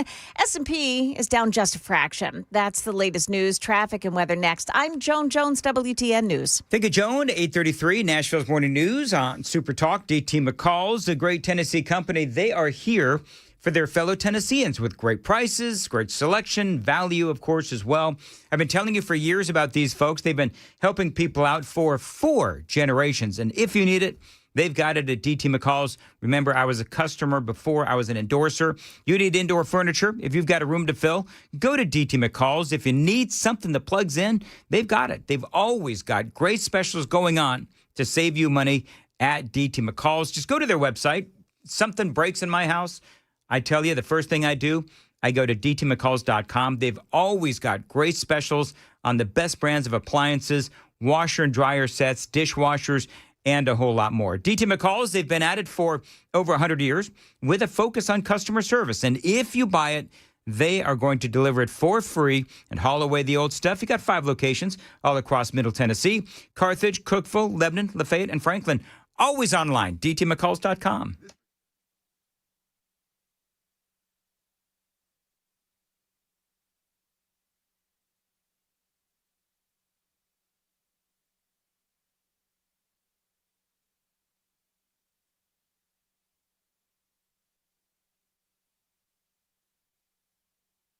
Dan Mandis here for my friends at Contours. Listen, if you're not feeling so confident, you want to slim up for the holidays, get with my friends at Contours. They can help you with one of their Belly Buster specials. Now, right now, you call right now, first 10 callers, you're going to get that special for $99. That's right. Belly Buster special right now, $99. If you call this phone number, 615-236-9960. 615-236-9960. Most folks lose at least 2 inches across the middle. Taking advantage of Contours' red light technology, it is not only incredibly unique, but it is also effective. That cutting-edge red light technology. If you don't know what this is all about, all you got to do is go to their website. It is contoursllc.com, contoursllc.com, and you can see the videos. You can read all about red light technology and how it can help you. Call right now to get that Belly Buster special for just $99. First 10 callers, 615-236-9960. Contours, all you've got to lose is inches.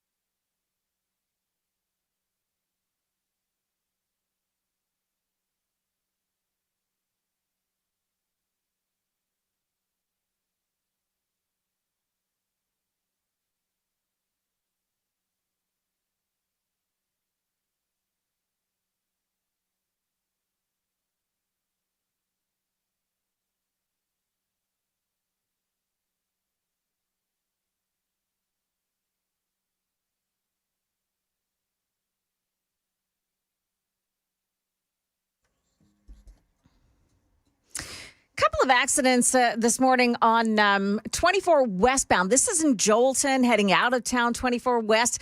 You've got an accident with the left lane blocked off at Whites Creek Pike. Also, 65 northbound, they're still calling it police activity there. It's right at I-840. And then in Bordeaux, Briley Parkway northbound, the off-ramp to Centennial Boulevard, the off-ramp left side is blocked off by a crash. Traffic every 10 minutes every morning on Super Talk 99.7 WTN.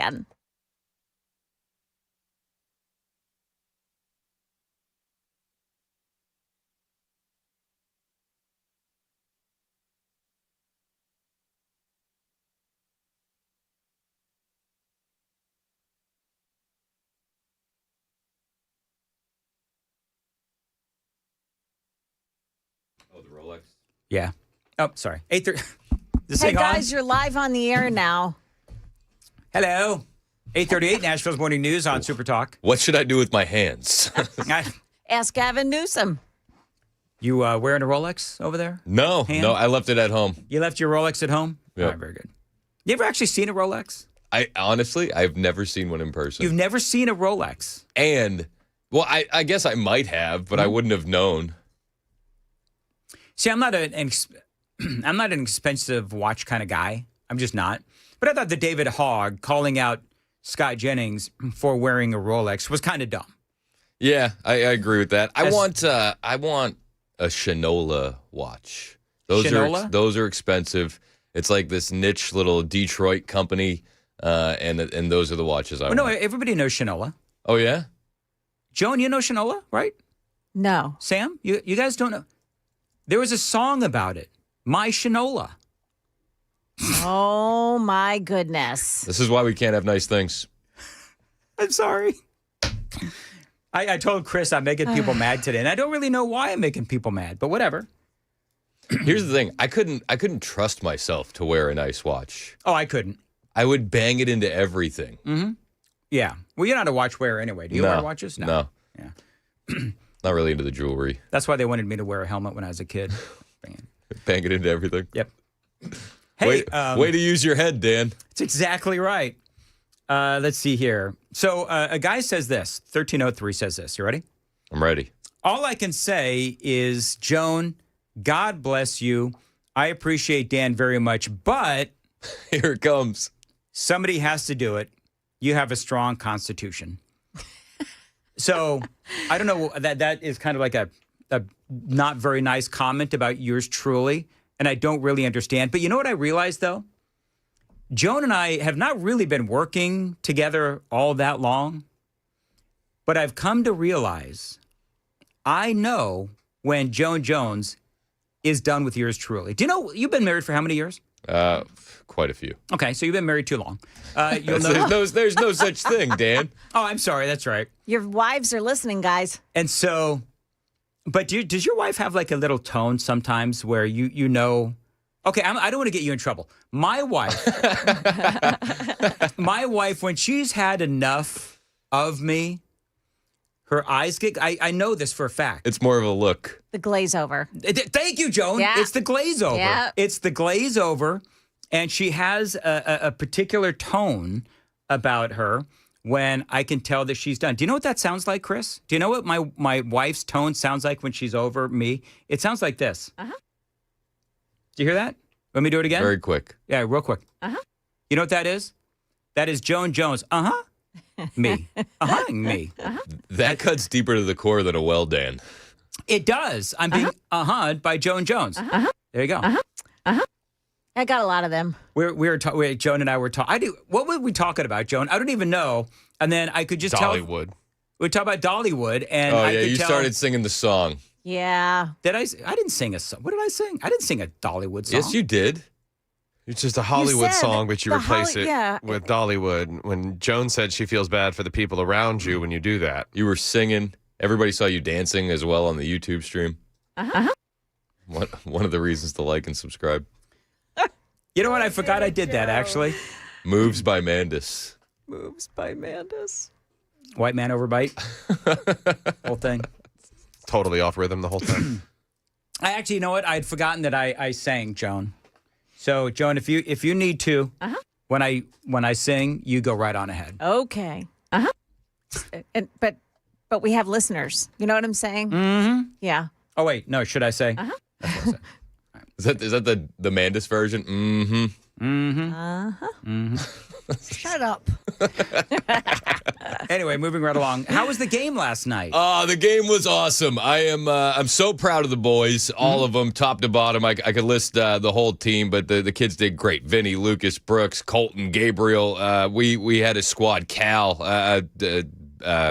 Bryson. I could go on and on. So proud of the kids. Yeah. We lost by 1. You lost by 1. Yes. Okay. That's all right.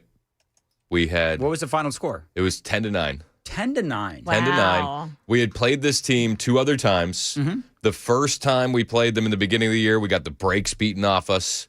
The second time we were a little bit closer. This was the closest that we'd played them. We held the lead for quite a while, and it was a good learning moment. We had a good conversation over Whataburger. Me and the boy did on the way home. We went and got a cheeseburger. Good. And then I said, you're going to learn more about yourself in a loss than you are in a victory.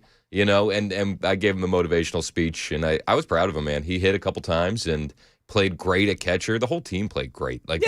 There wasn't one of those moments that you could point to and say, well, that's what did it for us. At least I thought. Until Brooks recalled the pump-up text that Dan Mandis sent him. I sent... And my son says to me, he says, that text from Dan was kind of foreshadowing. And I looked to my right. I said, foreshadowing? That's a big word. He said it was foreshadowing. And I said, why is that, son? He goes, if you recall, Dad, the GIF he sent was a Blue Jays player. Mandis hit us with a jinx.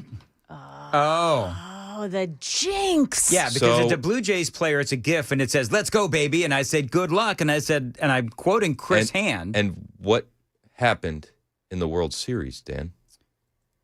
Well, you would know. Your Canadian team lost. So my son is officially blaming you. Is it my fault? And I sent it out to the group text and apologized for the Mandis jinx. I said, parents, I want to let you know. Yes. That I did not solicit this text in any way. The jinx was bestowed upon me. You know what? I've been jinxing the morning show for like 5 years now. So, whatever. It's all good. Where are you at on this whole thing from last night? Now, you came in loaded for bear for Ted Cruz. Yeah, I'm not exactly happy. Here's the thing, Dan. Mm-hmm. You learn more about who you are in a loss than you do in a victory. It's kind of like the theme that I have going for the show today.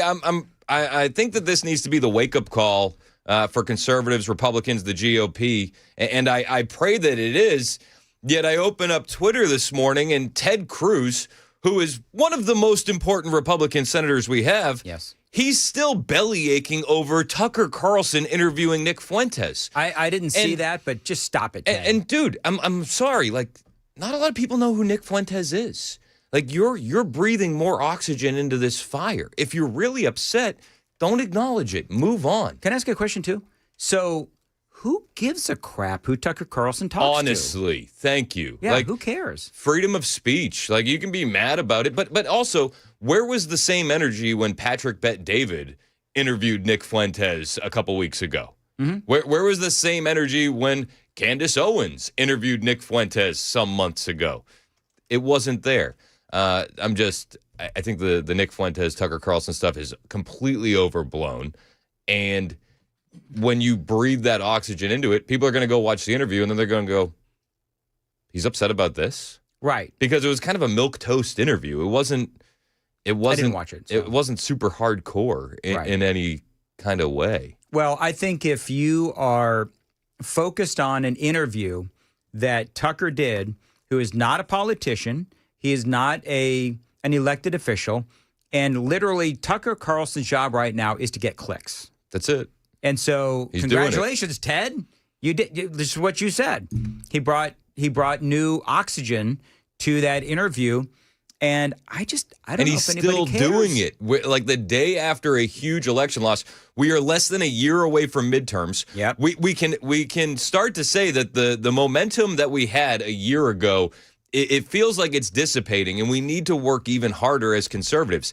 And the stupid infighting, like, enough. Like, we need to focus on winning. Yep. Can we get back to winning? Yep. And it seems like Donald Trump needs to reteach the Republican Party how to win, because when he's not on the ballot, nobody seems to be mobilized or energized to get out there. I mean, what are we doing, honestly? And I will say, the election results last night were predictable. Yeah, that's. I wasn't shocked at all. Yeah, Virginia, California, New Jersey, New York, they all voted for Kamala Harris. But we got a small window to mobilize and energize before the midterms. Oh, absolutely. The conversation with the Republicans, they do have a lot of work to do, and they need to do it. And I think it goes back to Trump has had a lot of victories, but most of them have been overseas. And I agree. That's true. I agree that, Donald Trump, he said on X or True Social that he wasn't on the ballot, and that is certainly true. Do you think it would have been different if J.D. Vance was on the ballot? That's going to be the big question, because if we do shank the midterm elections, we are screwed. So as much as I'm saying, and you said as well, Virginia, California, New Jersey, New York, very predictable. Yep. But we do have to mobilize. We have to. This needs to be the wake-up call for everyone. Ted Cruz focusing on some stupid interview that... Do you think that he's upset with Tucker Carlson because Tucker sort of spanked him in the interview? Oh, I'm sure that's part of it. That's what it is. But it's not just like I isolated Ted Cruz because that was the last tweet that I saw. Yeah. But there's a lot of media personalities who have been far more focused on this stupid interview than they've been focused on what's happening in all these other I don't states. even think, did I mention that? I don't even think I mentioned it. I don't care. Meanwhile, the Democrats basically just gave a rubber stamp to endorsing political violence with the election of Attorney General Jay Jones. Yep. I think that is far more outrageous than Tucker Carlson sitting down with a far-right kind of guy like Nick Fuentes. And the thing is, you've got a guy who, Jay Jones, you've got a guy, and I was talking about this earlier, where you have a political party in Virginia that just voted for a guy that threatened kids, talked about wanting to kill kids. Wanted to watch them die in their mother's arms. Yeah, shooting cops. And then urinate on their graves. Yeah. I'd forgot about that part. Thank you. Urinating on their graves. And so to me, anyone who thinks that the second the Democrats don't get control of the Senate, if they do, that they would eliminate the filibuster, if they're willing to do this. Yes, exactly. This has been my argument the whole time on the filibuster. Yeah. Like, what happens if the Democrats get in and use it? It's like, guys, they're going to get in and do it anyway. If they're willing to put a Marxist or communist in charge of the city of New York, if they're willing to bring in a guy who wants to shoot children and urinate on their graves, then... As the top cop. Yeah, as the top cop. Then I think, the... not breaking a filibuster, but eliminating the filibuster, I think that's easy for them to do. Yes, and then let's get some stuff done. But the problem is you're going to have a lot of rhino Republicans who are going to miss their comfort blanket of the filibuster, so that way they don't have to have this hard position between their donors and their voters, which it really is. It's a pacifier for those rhino weak-kneed Republicans. And I'm talking about Lindsey Graham. I'm talking about Thune. I'm talking about Cornyn. I'm talking about Barrasso. These guys, they love hiding behind the filibuster. Where's Ted Cruz on that? Do you know? I don't even know. I don't even know. Yeah. I'm just upset. You want that? Because this actually, Joan, when you call me, that's going to be your ringtone. Oh, that's a good idea. Yeah. Yeah. It's like, guy Jones calling. There you go. You should do that. Should be your alarm. My alarm clock when I wake up in the morning. Yeah, just have this on repeat, just over and over again. I love it. I love it. Dan Mandis, always able to make me smile again. Yes. People were mean today, actually, on the super text line. I'm not exactly certain why, but it's all the usual suspects. Hey, look, everybody's upset about last night. It's 4702. It's Sally. Some of these other folks as well. And you know what? Here's the deal, people. I'm in a good mood today, and so I'm not going to let you pee on my parade. There you go. I was going to say rain. I was going to go with rain. But you had Jay Jones on the mind. I had to go down the P route. Okay. All right, very good. Dan's got to hit the bathroom. I've never been in an accident while farting. Oh. All righty. Yeah, John in Lawrenceburg. I'm absolutely shocked and disgusted at the AG elected in Virginia. We all are. But you know what? Here's the deal. I think that, to your point, if this inspires the Republicans to mobilize and quit worrying about who the heck. Can I just say, I think there's some people that are just too concerned with the influencer class anyway. I realize that the influencer class is important. Totally get it. But who Tucker Carlson has on as a guest is his own business. Right. And so for Ted Cruz to, be all high and mighty about that. And I think that. But it's like exactly what the Democrats did when Newsom had Charlie Kirk on. Do you know what I mean? Like they and there were some people that were praising Gavin Newsom. Look, he's willing to have a conversation. Yes. So I think Ted Cruz is upset because he got punked by Tucker Carlson. And he did. Viciously. He did. And I think Tucker enjoyed that way too much. Oh, but that's okay. Tucker was ready to go. He was. Well, you know what? What did I say? Because we're running out of time. But Tucker went in there thinking that he was going to, Ted Cruz went in there thinking he was easily going to wipe the floor with Tucker Carlson. And he went in there unprepared. And I forget exactly, there was a couple of gotcha questions in there. And I forget what the gotcha question was, but I remember. It was the Bible verse. No, it wasn't the Bible verse. It was something else about how many people live in Israel or something like that. Yep. And my thought was, well, Ted, you should know how many people live in Israel just because you're the dude that reads the reports and you're in the Senate. I mean, you should know that. Yep. And so I think he went in there. Not fully prepared to take on Tucker Carlson. And I'm a big fan of Ted Cruz. Yeah, I like Ted Cruz. I just don't like him when it's like the day after a big election loss and that's what he's focused on. That's what you're focused on. It's stupid. You know who else agrees with you? Joan. 8:54 at Nashville's Morning News. Joan, real quickly, what's coming up? Well, I've got some words of President Trump at the breakfast this morning with the Republican senators. I'll bring that to you coming up here at 9 o'clock on Super Talk 99.7 WTN. Thank you, Joan. This month, Busy Bee Plumbing, Heating, and Cooling is serving up big savings and big gratitude. If you've got a clogged drain, don't wait. Get our $93 or free main line opening special. That's right, only $93. And if Busy Bee cannot figure out the problem, that service is actually free. Offer valid for single-family homes only. It is important to do this, of course, heading into the holidays and a really cold season. And at only $93, that is a big-time savings courtesy of Busy Bee Plumbing, Heating, and Cooling. By the way, here in November, they're honoring the heroes.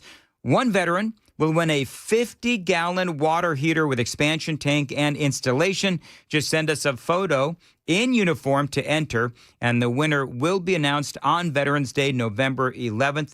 Check him out online, busybeehvac.com, 615-775-7833, 615-775-7833.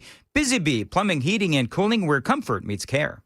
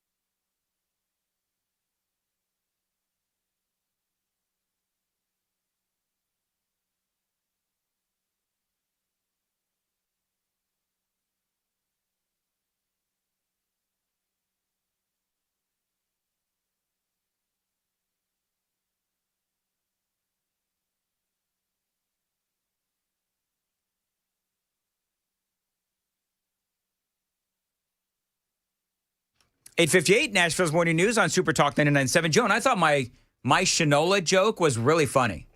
You like that? He was talking about it through the whole commercial break. I did. Oh my gosh. He was explaining it to me, and I said, Dan, this doesn't help. My Sharona, my Shinola. Yeah. He said, hang on, let me pull up the song. And I said, Dan, don't do it. And he's like, no, it'll make more sense when you hear the song.